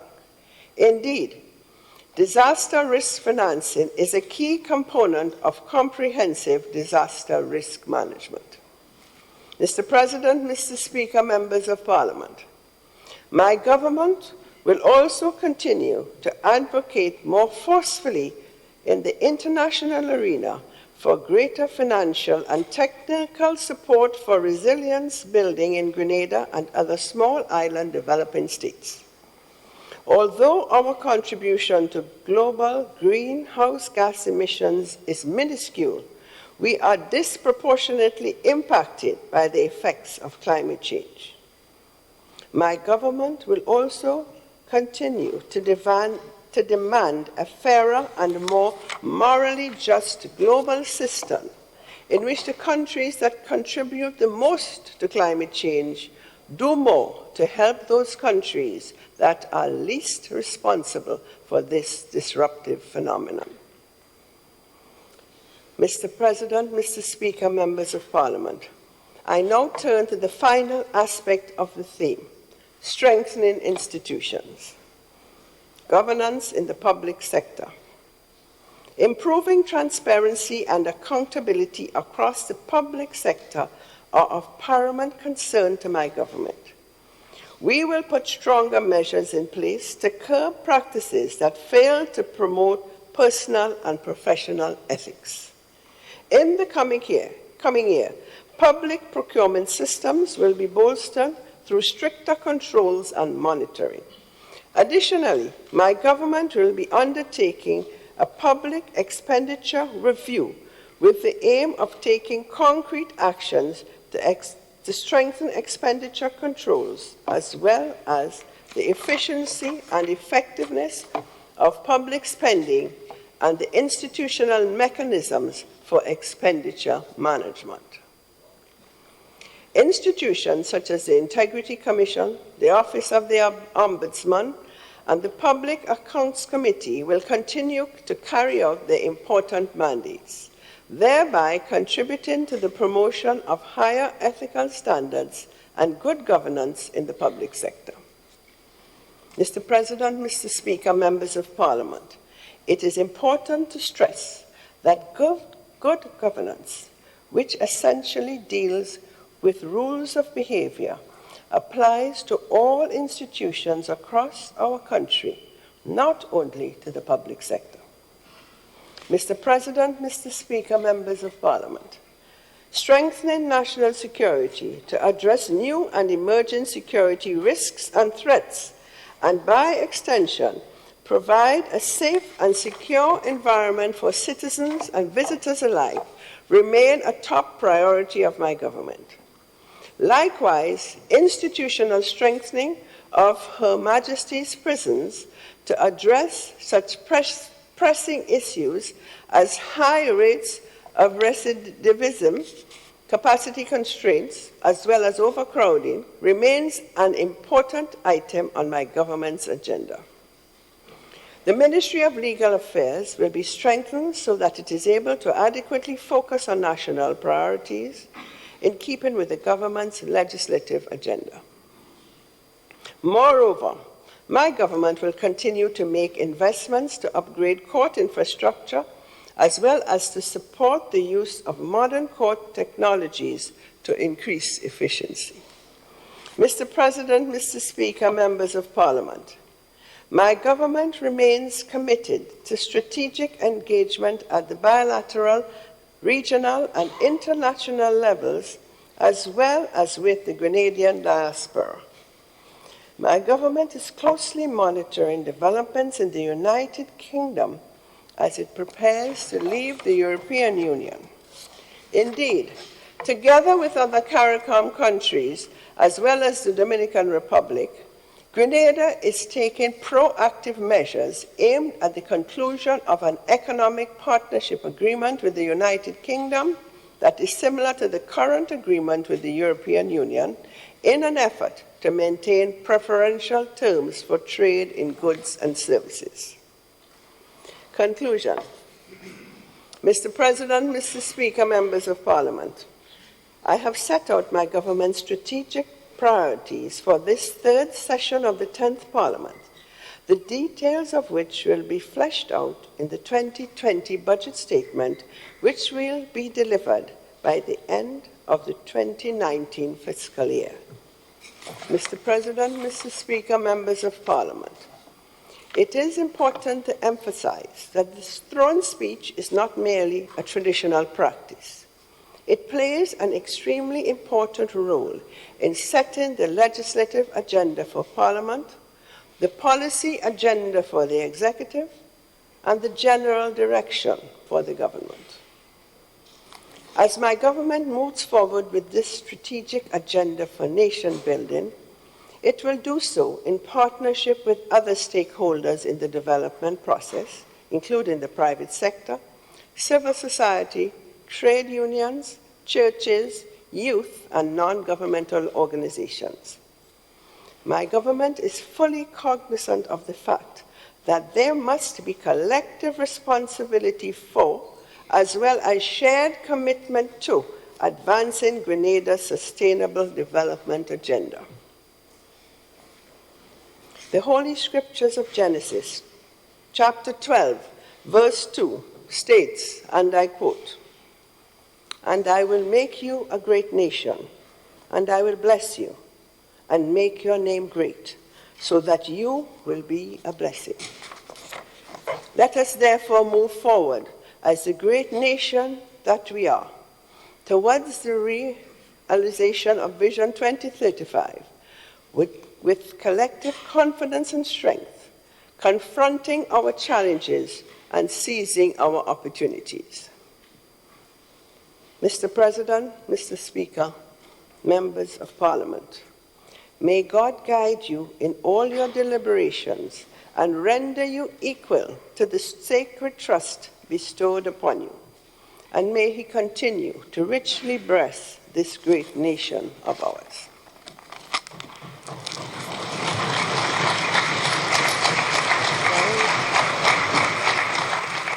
There we have had it, the delivery of the throne speech by Her Excellency Dame Cecile, the Governor General of Grenada, on this, the third session of the 10th Parliament of Grenada. Selwyn?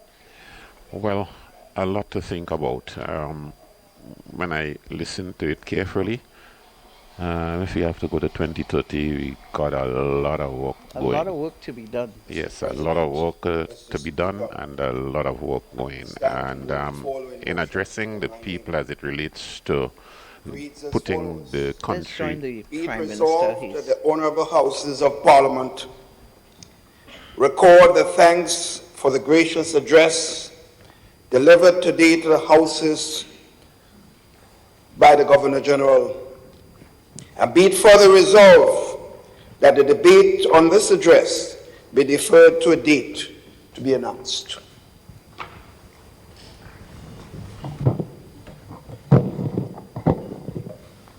Mr. President, Mr. Speaker, I beg to second the motion put by the Prime Minister.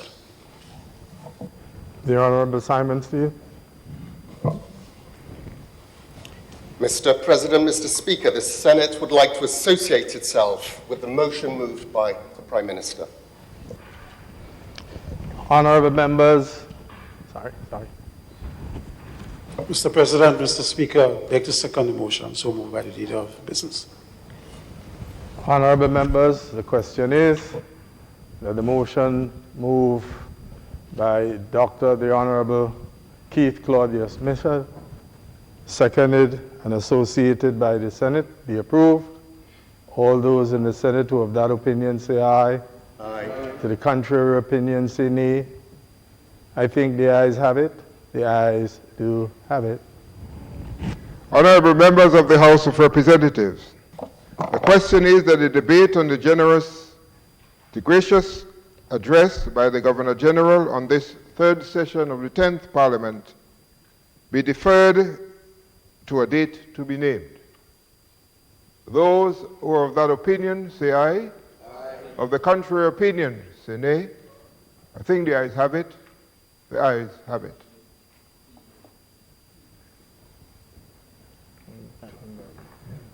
Selwyn, the ayes certainly have it this morning, both houses concurring with the Prime Minister's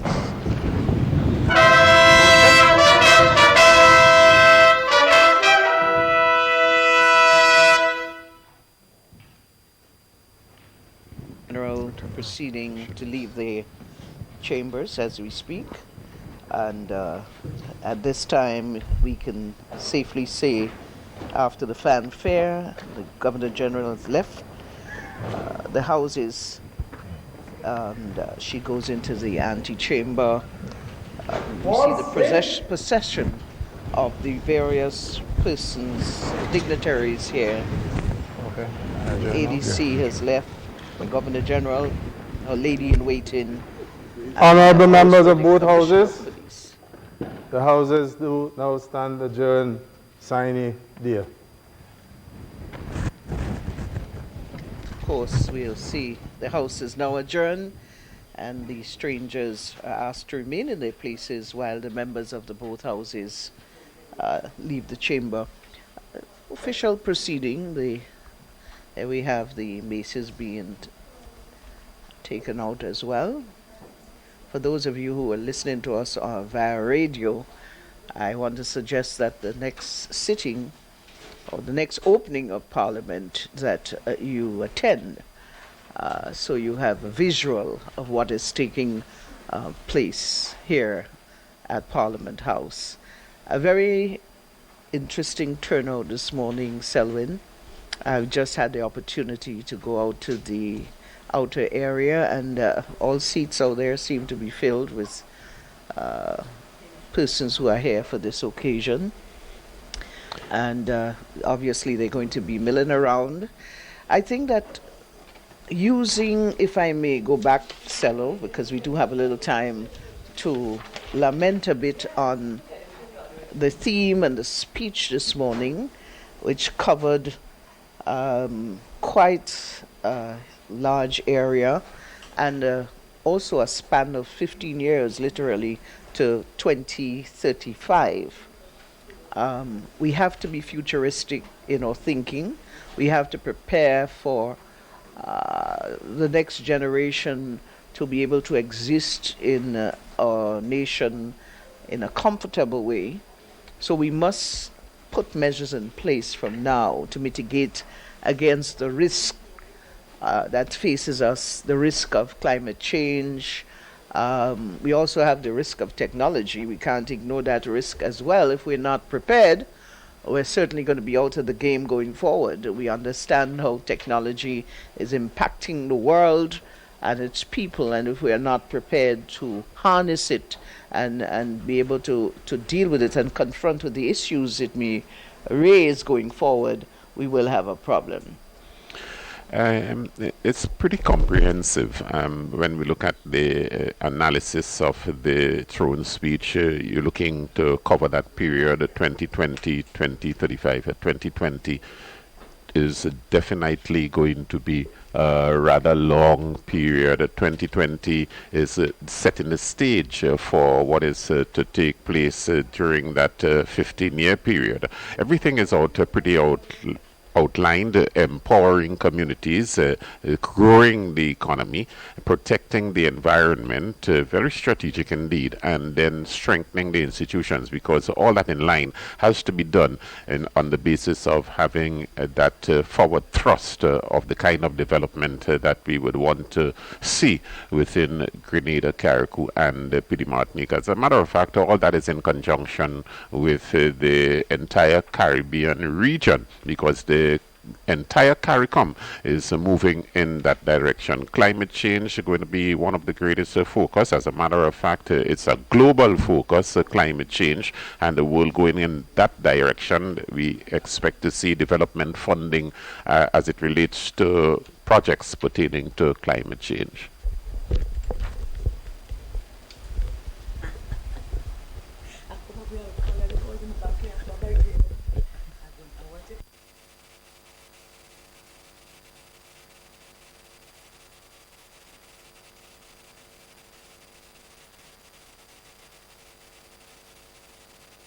A number of people have attended the ceremonial opening of the third session of the Grenada Parliament, and people from many walks of life throughout the entire nation visiting the Parliament here today, and admirably so, the school children who came in, probably they might have been here for the first time witnessing the occasion. Remarkable so, I've been looking at what's in store for tourism. There's going to be a drastic change in the outlook for tourism. There will be a number of plans taking place to put Grenada on a comprehensive tourism footing by enhancing tourism sites and looking at heritage and culture being a great part, a great aspect of that within the planning stages. So this is the focus here really, and we will probably get some comments on the outside as to the views of the visitors here who have heard the speech being presented by Her Excellency the Governor General Dame Cecile Lagrenade this morning. A very auspicious occasion, and indeed it is likewise with the formality that takes place every year when it comes to this situation here, this aspect of the development of the state where the government is going in the part of setting the legislative agenda for that incoming 12-month period until the next time around. We're looking at the governance in the public sector as a key aspect within that framework, and also looking at the commitment of the government for strategic engagement bilaterally, regionally, international levels within CARICOM, taking a lead role, Grenada taking a proactive approach, and looking closely at what's taking place within the sphere of the European Union, and ensure that moves can be made and policies can be put in place whereby there can be pretty preferential treatment, especially for small island developing states. The whole business of small island developing states being in the forefront globally. In last times, as a matter of fact, it took precedence at the last UN General Assembly debate, where small islands had a very powerful voice. The theme of the throne speech towards Vision 2035, empowering our communities, growing our economy, protecting our environment, strengthening our institutions. Well, Sherma has left my side to go on the outside to continue commentary and possibly getting some of the views of the visitors who were here today, and witnessing privy to the delivery of the throne speech by the Governor General, Dame Cecile Lagrenade. Earlier we saw it's just an outline where we saw the Prime Minister delivering the speech to her, and she made the presentation. 4 thematic areas in the throne speech outlined: empowering communities, growing the economy, protecting the environment, and strengthening institutions, and all different aspects within the various sectors of development being engaged in this, involved in some way or the other. Taking a look at the whole idea of vulnerability within our state, as the speech says, with the establishment of the Special Victims Unit and Hotline, significant progress has been made with investigations and prosecution, particularly of various sexual crimes. This is a reminder that you were just tuned into the presentation of the throne speech by the Governor General, and for the ceremonial opening of the 3rd session of the 10th Grenada Parliament, waiting to join Sherma Wells on the outside, and where we will continue with the comments from a number of the key persons visiting today as it relates to the throne speech delivered by Her Excellency Dame Cecile Lagrenade, Governor General of Grenada, here at the Grenada Parliament Building, Mount Welldale, St. George.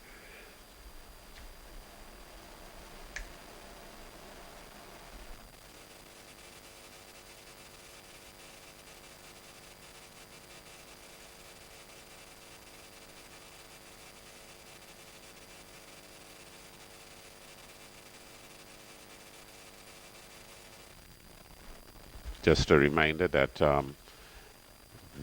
this afternoon will be the 400-meter final of the World Championship,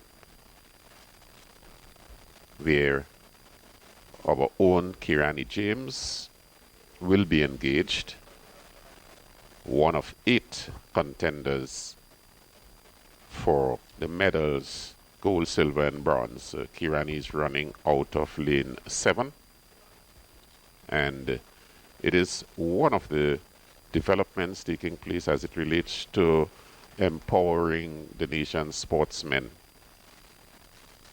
all within that framework of the presentation of the throne speech. As it is said here, it is well known that sports provide a safe space for children and young people and promote community development, support healthy lifestyles, and generate economic activity. Priority will be given to the implementation of a national sports policy in the coming year, and additionally, the government will continue to focus on strengthening the institutional structures for the development of sports and upgrading sporting facilities across Grenada, Carriacou, and Petite Martinique.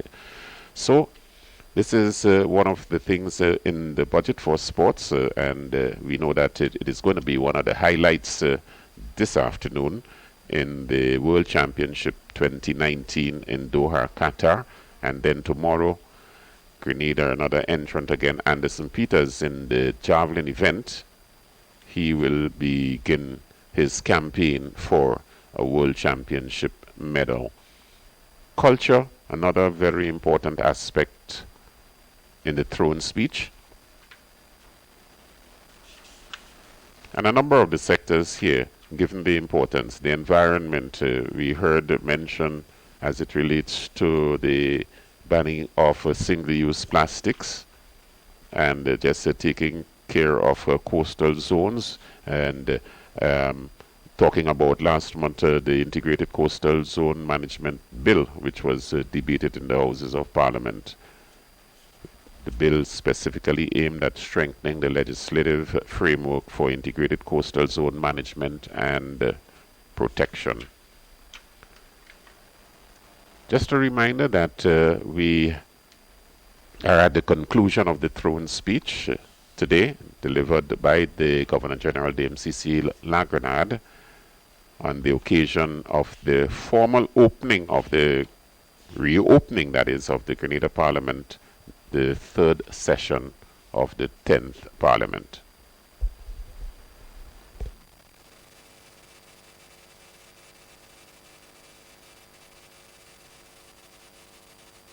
Seatbelts are not as confining as a wheelchair. Drive carefully.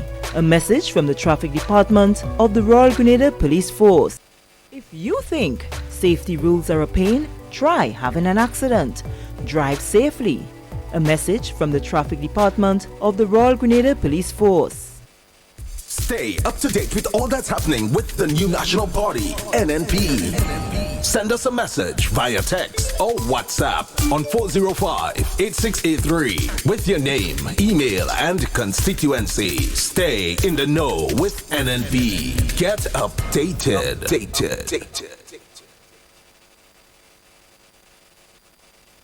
Grenada's economy is heading for its 7th year of consistent growth, averaging over 5%. Unemployment was reduced by 20%, while debt to GDP ratio was reduced from 108% to 63.5%. NNP committed to the economic and social development of our people. NNP delivering on the promise.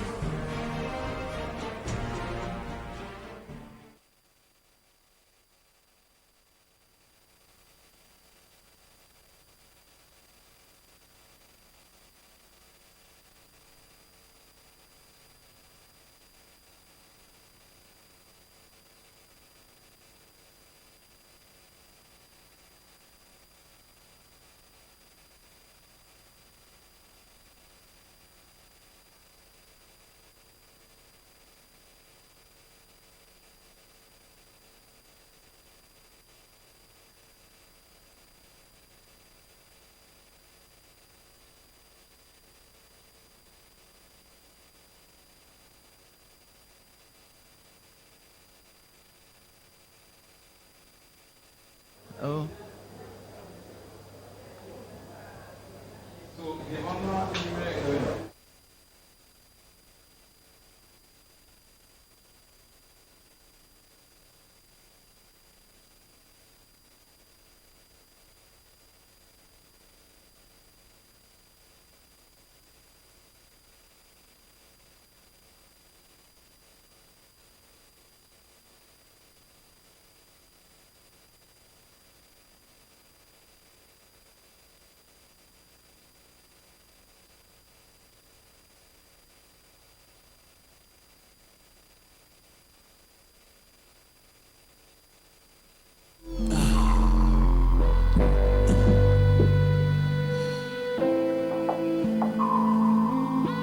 I don't know what I'm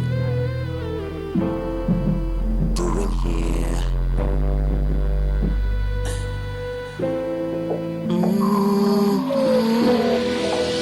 Let me just welcome you back again. We're awaiting the Prime Minister to have a little tete-a-tete with him on the proceedings here this morning. I have with me Sherry-Ann Noel.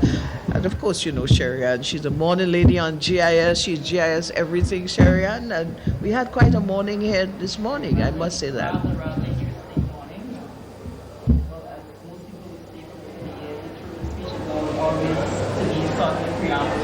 What's to come in the budget? That's right, you know.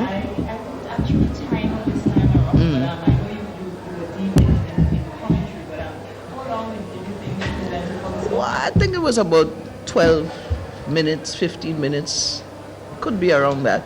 You know, I didn't really pay the close attention to the timing, but it's a very comprehensive delivery that looked at several areas that is expected would come in the budget going forward.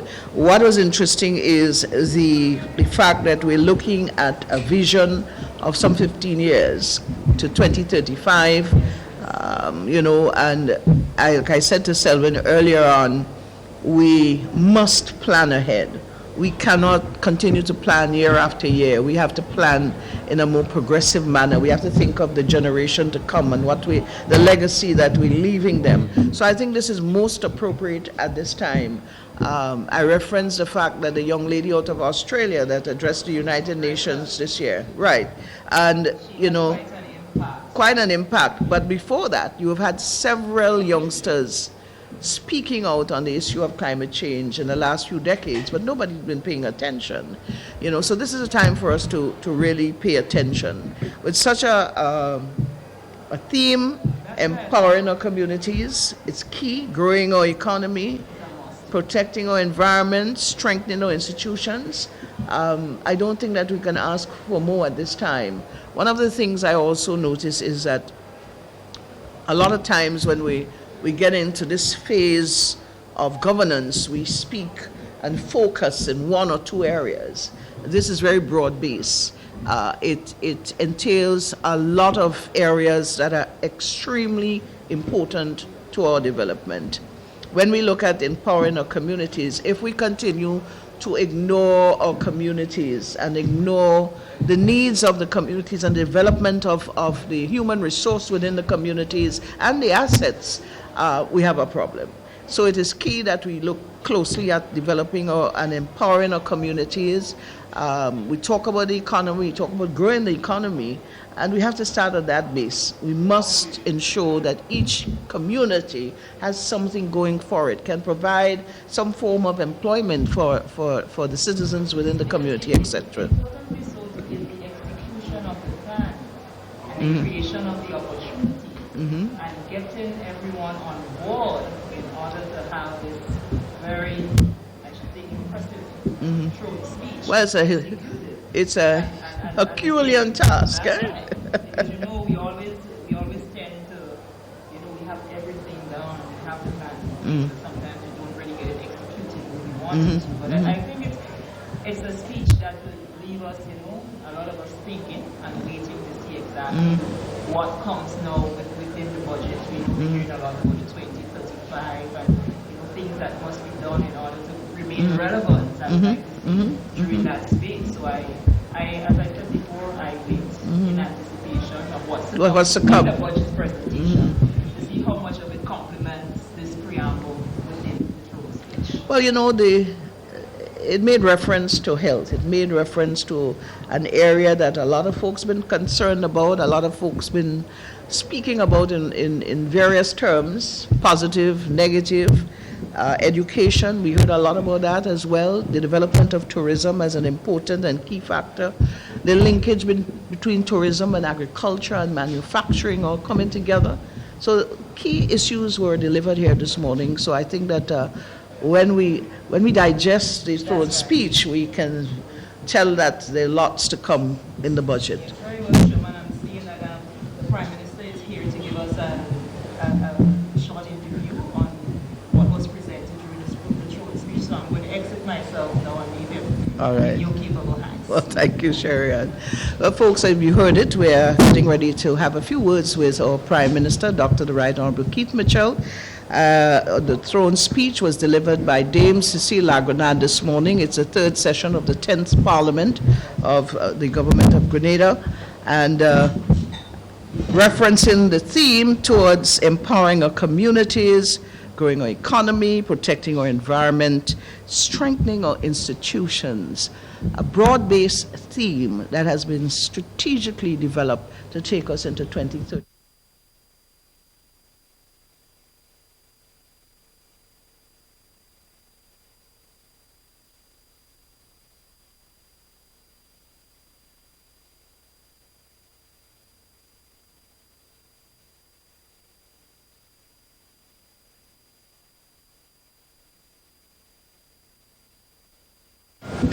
Close to, believing, and ready to move the nation forward. Clearly, you're absolutely right. I think the emphasis on youth and the future of our young people, which of course implies the future of the country. And in that context, protecting our environment, climate, resilience, or infrastructural development, emphasis on economic activity, and in diversification of our economy, agriculture, tourism, climate-smart agriculture activities, and the whole emphasis on spreading development throughout the country. Historically, we have had development mainly in the St. George's area. We see now 2 major hotels in St. David's. That is coming. A major hotel in Liberia is another major possibility. Not possibility, it's the actual start of work in the sense of preparation is being done. We have other projects in other parts of the country, road development program to the public sector. We have tourism project, the whole question of the tourism sites. And we're looking at commercialization, where we're giving teams within communities an opportunity to establish a small business and run those facilities with a relationship and the terms of reference from government, because we believe that government has been historical and not very good at managing these tourism sites. Look at Granite Town, look at all the Lepers Hill, and there are so much possibilities to enhance the attractiveness of Grenada to the tourists coming here. And we believe that we create jobs, we empower people, at the same time we create economic activity by development of our tourism product. One of the things that I noticed is key in this throne speech, that of empowering the community. Yes, which you that's key. here. That's key. That's key. And the importance of it being an integral part of the economic development of the nation. Yeah, the more you give people opportunities and give them the chance to develop, the more you see the potential. And we believe Grenadians have enormous potential that have not certainly been tapped sufficiently. So we believe that we have an excellent opportunity to do so. And I think the prospects, as I see, for expansion of economic activity for 2020 is going to be enormous. With what I see coming, this year has been good, but it'll be far better next year. You speak about marriage in agriculture as part of the whole process of development. Well, we see by doing so, I think you're doing many different things. For one, you're creating opportunities. Two, I believe that you are utilizing what Grenada has best known to be best at, the question of our agricultural products, the beauty of our country, tourism, the manufacturing sector with the potential that it has. I think these are some of the things I believe that are so essential for a small economy like ours. And with the level of ability of our young people that we're seeing, with the whole emphasis on technology, the ability to create jobs for the 21st century, I think the prospects look exciting. A young lady passed a while ago, and Sherian said to her, she's a sporting person. I hope you're training others in sports. And she says, yeah, I'm training them in sports and politics. Interesting. I was very intrigued with that, because within the delivery this morning, the Governor General spoke about the training of young persons for Parliament in the future. Yes. Youth is very key in this process. But I think we all agree that is essential. A lot of us have been around for a while. Our time is coming to an end, and we certainly have to ensure that we prepare young people to take the leadership in the future. And I'm preparing that appropriately. That is. You look as though you have another 20 years. No, I want to be as free as you. Any other words you want to say? Just to say that we are looking forward. I'm going off to Carriacou this weekend and do a number of things there. And of course, we're looking forward to the preparation of the 2020 budget. That's it. It's always a pleasure. Good man. Take care. Thank you so Take care. Our Prime Minister, Dr. Right. He's busy this morning on Carriacou, as he mentioned to you. As we bring this to an end here at Parliament House, a beautiful Parliament House, such a fabulous view of our inner harbour, which will eventually transform into our climate city. I'm sure Noel's, on behalf of Selwyn Noel, the entire crew being on here at Parliament, and all those who made this broadcast possible, including Sherry and Noel, saying good day and have a wonderful day.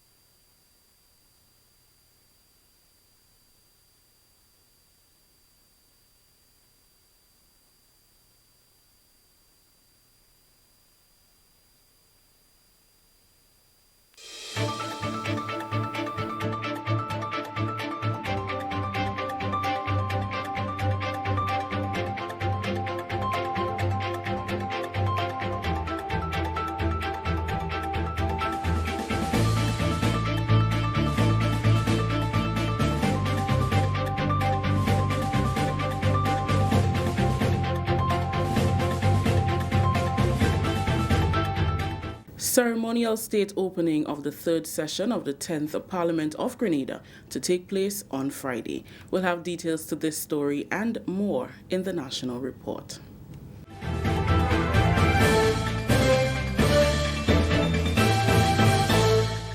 With the details to the news for Thursday, October 3rd, I am Rakisha St. Louis. Governor General Dame Cecile Lagrenade will outline government's top priorities and plans to build on its current successes at the ceremonial state opening of the third session of the 10th Parliament of Grenada on Friday. The ceremonial state opening will take place at the Houses of Parliament at Mount Welldale, St. George's from 10 a.m. It will be broadcast live on the GIS Channel 22 and the GIS Facebook page. The Grenada government is reaffirming its commitment to reconstruct Bishop's College in Carriacou. Education Minister Honorable Emmeline Pierce says her government is committed to upgrading and enhancing educational institutions to ensure a better environment. We know that Bishop's College, the situation there is not one that represents what our learning environment should be. But we have had a series of consultation with all of our stakeholders, including parents, including teachers and the principal and the wider community. So persons have been kept abreast as to what is happening. What is happening is that we have had significant delays on that project. However, noting the situation at that school, in July, August, we communicated with the school, that's during the vacation, identifying that there might be a section of the school where the situation is worse off, that we may need to relocate. And that is not a first time. There was a previous occasion when we had to relocate section of that school. So we offered the same alternative because we were uncomfortable about the situation in that section of the school. The principal indicated that the management team of the school met, and with the knowledge that they have of the plans of the Ministry of Education, they felt that they would be more comfortable remaining on site. They gave us the assurance that the safety of the students would be considered and that they would make the necessary internal arrangements to facilitate school continuing at that facility. And I'm talking about the entire the student body. Work on the school was scheduled to begin through a loan from the Caribbean Development Bank, but Minister Pierce says the project was further delayed due to modifications to the original design based on new requests recently made by the school's representatives. They felt that the students would not be at risk, and I don't believe that the principal and staff would make a decision with the intention of putting the students at risk. So while we know that the situation is not ideal, it's not what we would want it to be, but they felt that this school term, they could facilitate teaching and learning in that environment. She agrees that Bishop's College is in dire need of attention and government will remain true to its commitment. Every effort from the end of the Caribbean Bank, from the Ministry of Works, from the Ministry of Education, and the school, every effort has been made to ensure that we continue this process to get to the end. That being said, though, the last delay that we had on that project, that delay, I believe, came both from Caribbean Development Bank, the school, and I would add the Ministry of Education. And it's probably a delay that we would be happy we facilitated, and I'll explain why. When the first drawing went back to the bank asked the question, are you sure that in a secondary school, in a modern time, that you want to do one lab? Now, we were working with cost, right? And we said, okay, let us go back on the ground. Now, that requires an additional consultation and a process. So we went back on the ground. That is, of course, something no one would say no to. But in that process, the school identifies some additional things that they would want to see amended to the drawings. Now, that's a process. It's not like somebody just take a rubber and they rub it off and they make some changes. So the school was aware that there was some changes that they requested, some amendments that they requested to the drawings. And of course, they knew that we were working on those with the firm, the consulting firm that is engaged in that regard. The modification to the original design of the new structure totaled $1.9 million. Minister Pierce says when that figure is added to the original cost, the refurbishment of the Bishop's College will cost the government much more than the repairs they did to other schools for the last 6 months. The drug squad of the Royal Grenada Police Force has come in for high praise from Prime Minister and the Minister for National Security, Dr. the Right Honourable Keith Mitchell.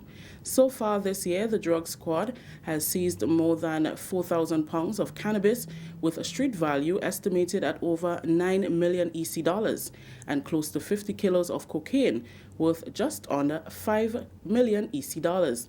The unit has also been responsible for cash seizures of more than EC $155,000, as well as 4 firearms and 170 rounds of ammunition. At a special meeting with the officers this week, Dr. Mitchell said, and I quote, "I must commend you for the excellent work you have been doing. The impact of your work goes beyond fighting crime. It has implications for economic activity in the country," unquote. Dr. Mitchell says investors are influenced by the peace and stability of the places in which they choose to invest.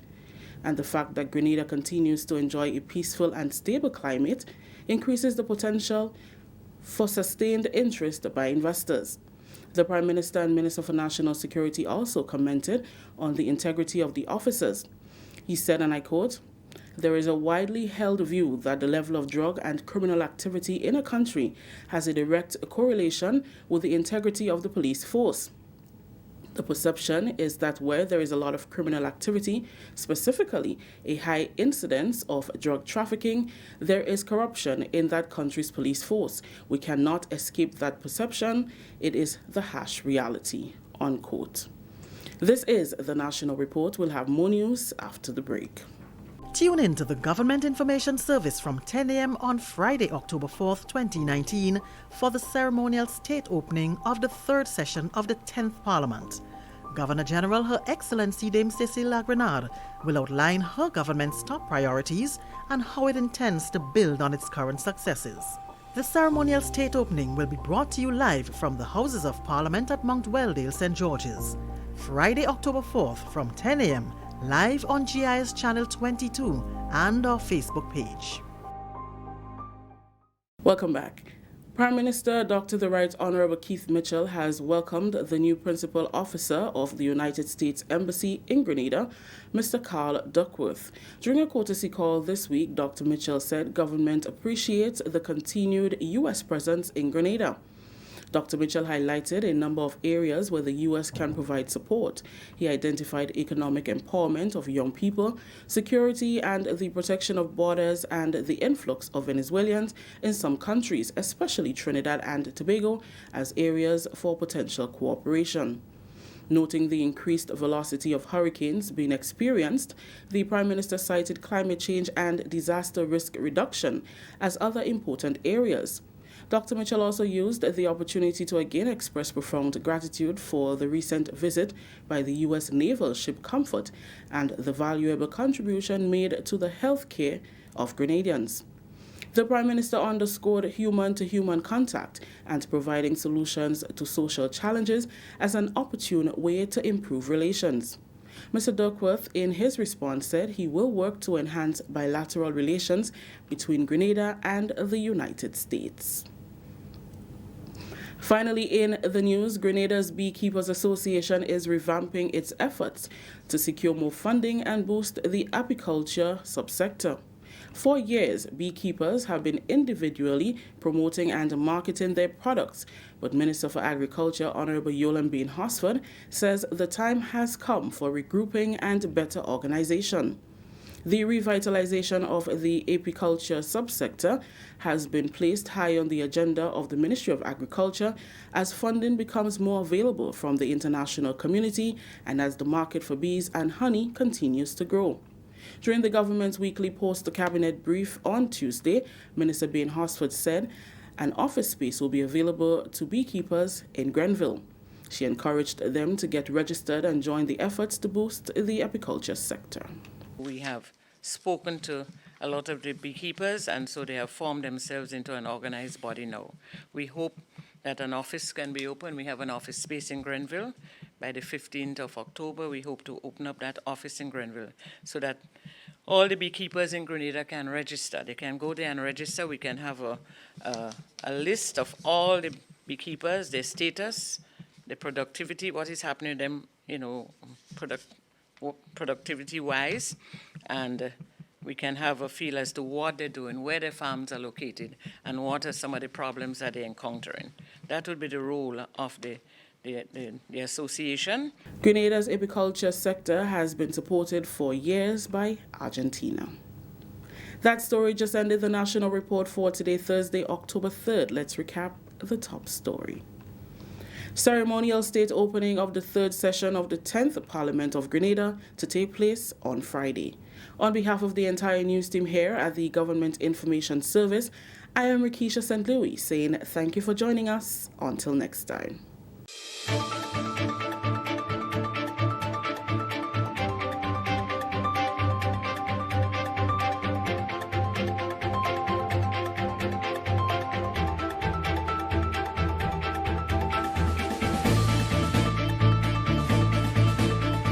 Hope rides on the rays of the sun here. So too does the resilience of the people.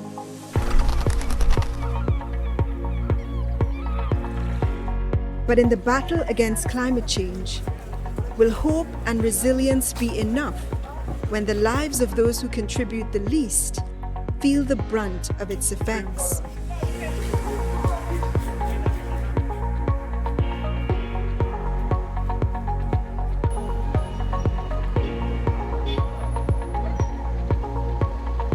For us here in the Caribbean, climate change and its devastating impacts are our new normal.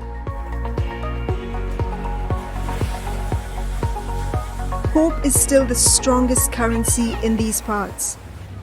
But a devaluation of life can come if the world sells the people short. With the realities of modern times, forever no longer has the same currency it had a generation ago.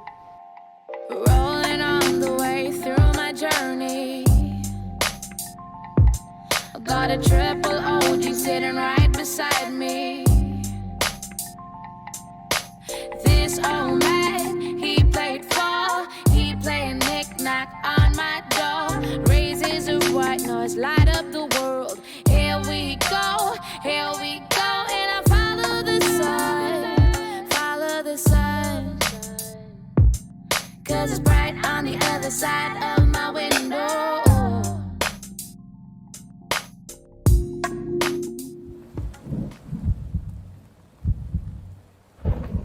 In Grenada, like in many places in the Caribbean, there are continuing concerns about rising temperatures and the increasing frequency of storms.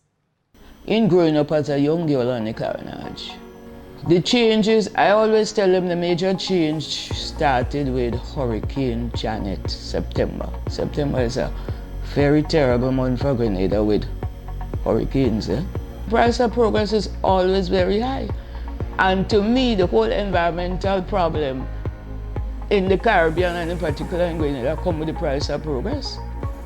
The country was devastated, almost complete devastation in some villages. First of all, every village in Dominica, every street, every cranny, every person in Dominica was impacted by the hurricane.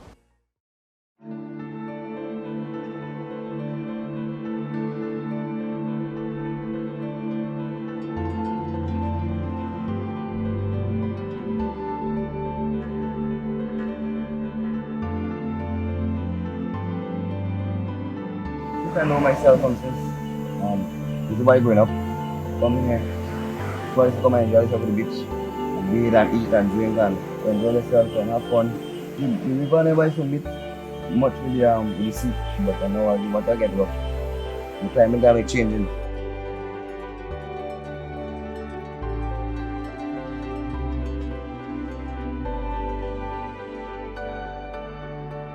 People here have created their own way of life, overcoming great challenges over the centuries. They are at one with nature, and nature is at one with them.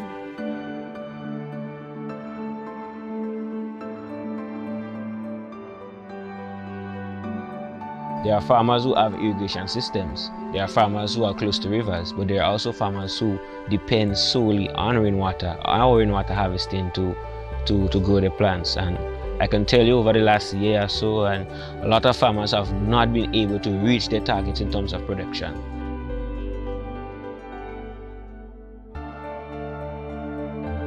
They followed the sun and the moon and the stars to maintain their livelihoods. Their culture has evolved dependent on the environment, their lives intertwined with its well-being.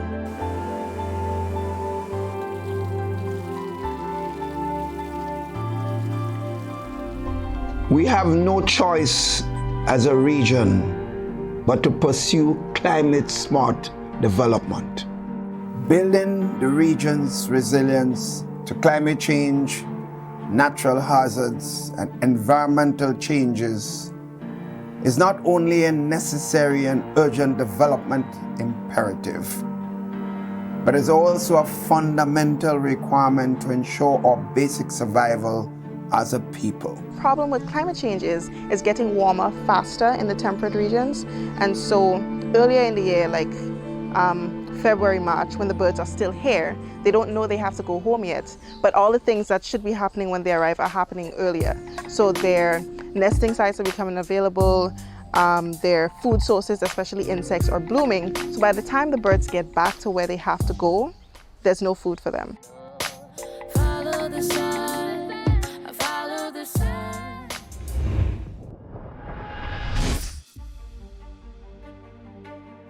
Water fuels life here.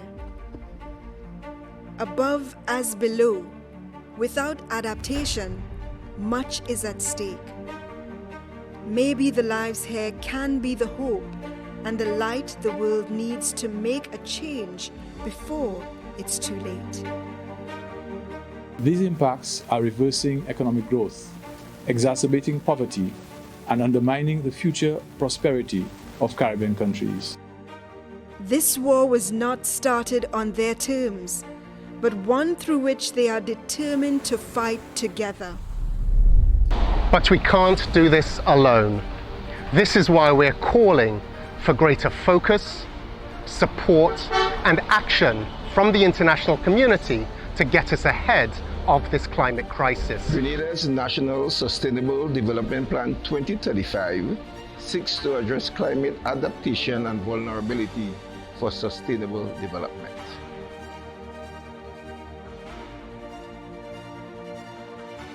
Being on the front line in the war against climate change, Caribbean countries are pushed into action and are finding ways to overcome the challenges.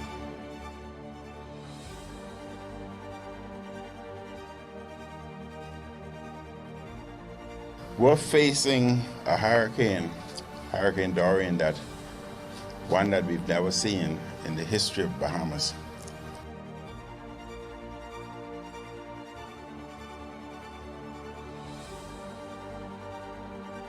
I just want to say that as a physician, I've been trained to withstand many things, but never anything like this.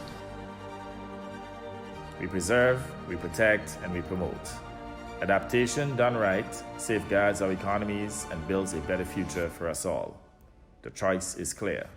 Delay and pay, or plan and prosper.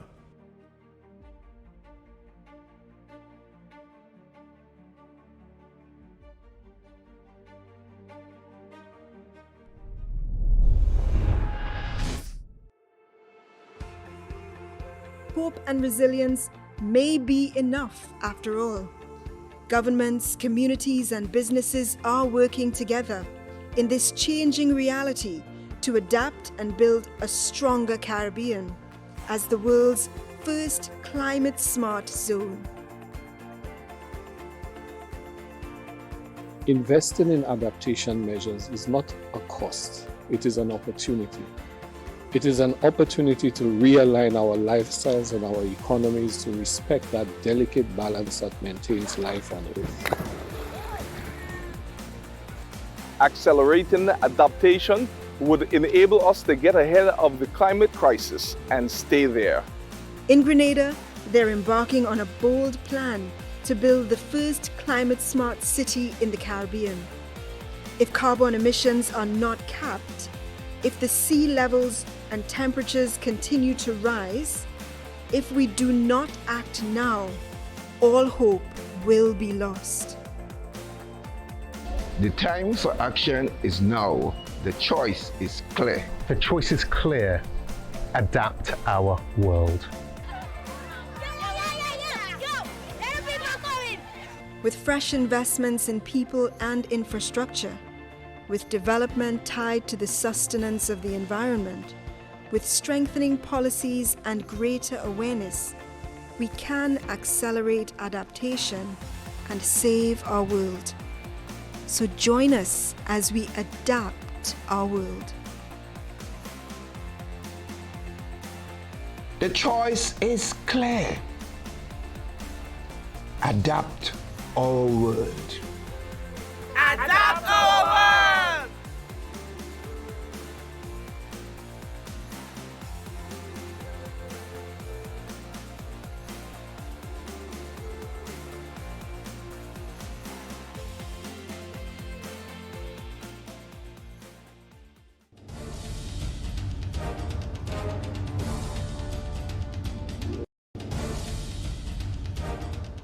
"54 farmers are now part of the Silver Sands Grenrop Farmers Program, an initiative that began in March of 2017 with the objective of reducing the quantity of produce imported in the island for use at the resort.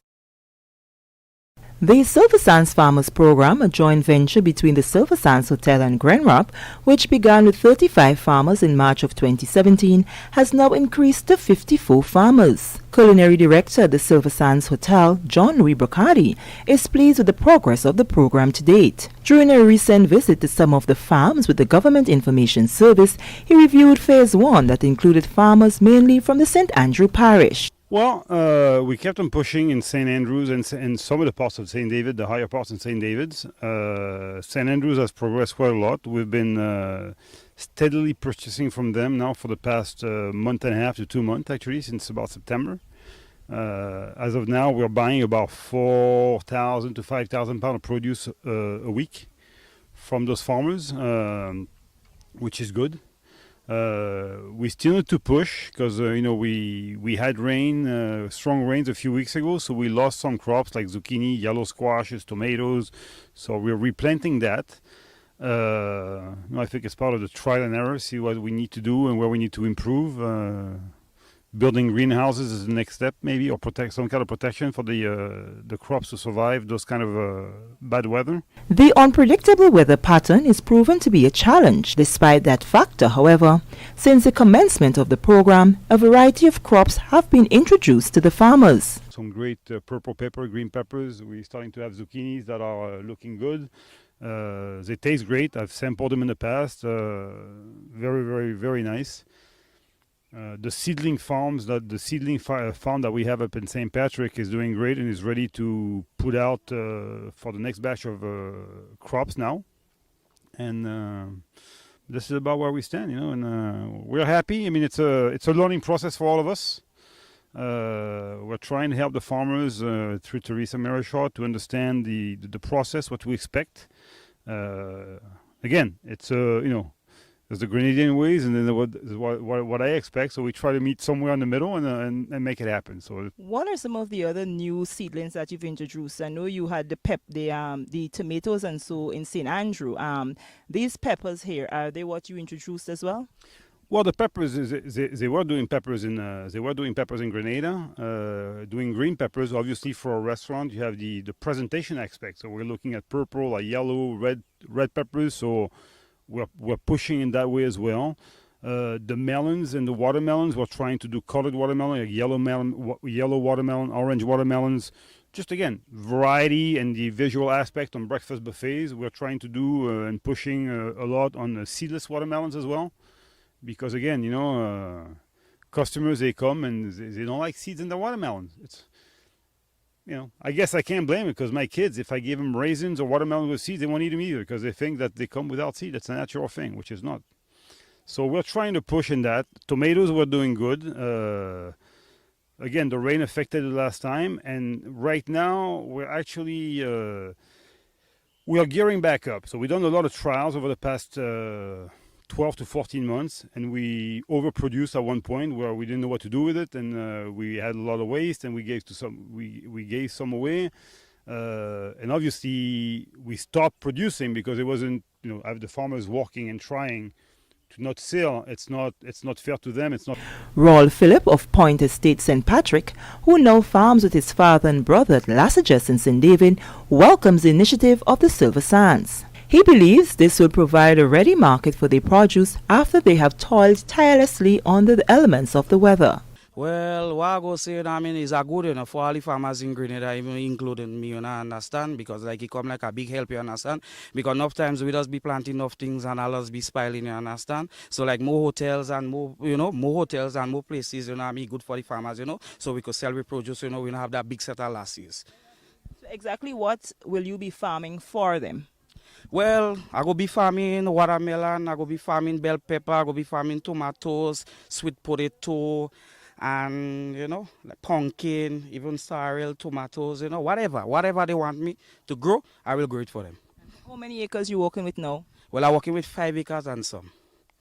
Yeah. And now that you're into the Silver Sands Farmers Program, you mentioned the fact that it is your brother, I think your dad, and yourself. Does that mean that you would need to have extra hands? Well, yeah, it's not a problem, It's not a problem with the extra hands, because like I said now, I won't try to play greedy and eat everything for myself, you understand? I would like for somebody to eat, you know what I mean? Because you have other people who want to do farming, you understand, and they don't get in the opportunity, you understand? So I'm glad for, I'm glad for people to come around and, see what I'm doing, and if they want to join, they could join, and spread the thing bigger, and I'm all around, you understand? Lydia Bonaparte, who has been into farming from the age of 25, is also part of the Farmers Program. She spent much of her years working with farmers until she was encouraged to branch off on her own.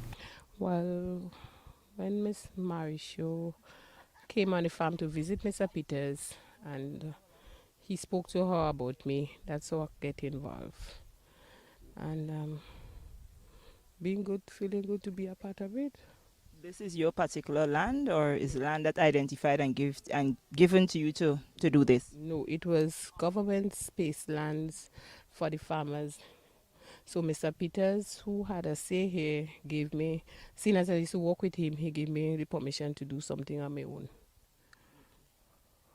And tell me exactly what it is you're farming here for Silver Sands. Corn, zucchini, and peppers. Zucchini, squash, and peppers, sweet peppers. Any challenges encountered in terms of planting? No. And this particular peppers, is it the first time you're planting that kind? The first time I'm planting the purple, yeah. At Chamfer in St. David, we met up with Brian Hazard, one of the youngest farmers in the program. He had a very interesting theory for getting into farming, a decision he took some 5 years ago. I find all the old farmers dying out and nobody really taking up the footstep. So I decided, well, as a young man, I'll try and make a difference. Because plenty young people, they're looking to do farming on a whole. I don't know if because they find farming is a lot of hard work. But once you have a love and a passion for farming, it comes easy. Actually, it was a day, I think it was a Sunday. Miss Marisho and Raul, they were searching for people to do farming. So that time I just really start to clear down them trees and them. And they booking me on the project. They give me assistance with pump, irrigation, and stuff. That's how I really got involved in the project. Hazard possesses about 3 acres of land to work with, but is currently utilizing 1.5 acres. I occupy 1.5 acres. I'm looking to cut down another 0.5 acre to do some bell peppers for the hotel. Bell peppers and Chinese cabbage. The Silver Sands Farmers Project has received the attention of other resorts on the island, who John Louis says have expressed interest in participating. I have several chefs from the island, from big entities on the island that have contacted me. One a couple of days ago that is interested in my farmers, in my crops. So I think, I don't want to give all my crops away, and that's why I do what I do, because I want to be exclusive on some produce. But at the same time, I think it's great for farmers that we're actually gaining their confidence again, and that they're confident enough to produce more. So if other chefs can beneficiate from that, the farmers and the economy will beneficiate as well in Grenada, because the more they produce, the better they do, and the more facilities we'll be able to provide them with. And I think one of the next steps, the crucial step, is distribution, which is a lacking factor right now in Grenada, where we need to find or get a truck and really have a way to distribute the produce rather than have one person going around the farm and collecting what we need. John Louis Brocardi says the Silver Sands plans to further expand the program. I am Sharia Noel, and that's the state of affairs.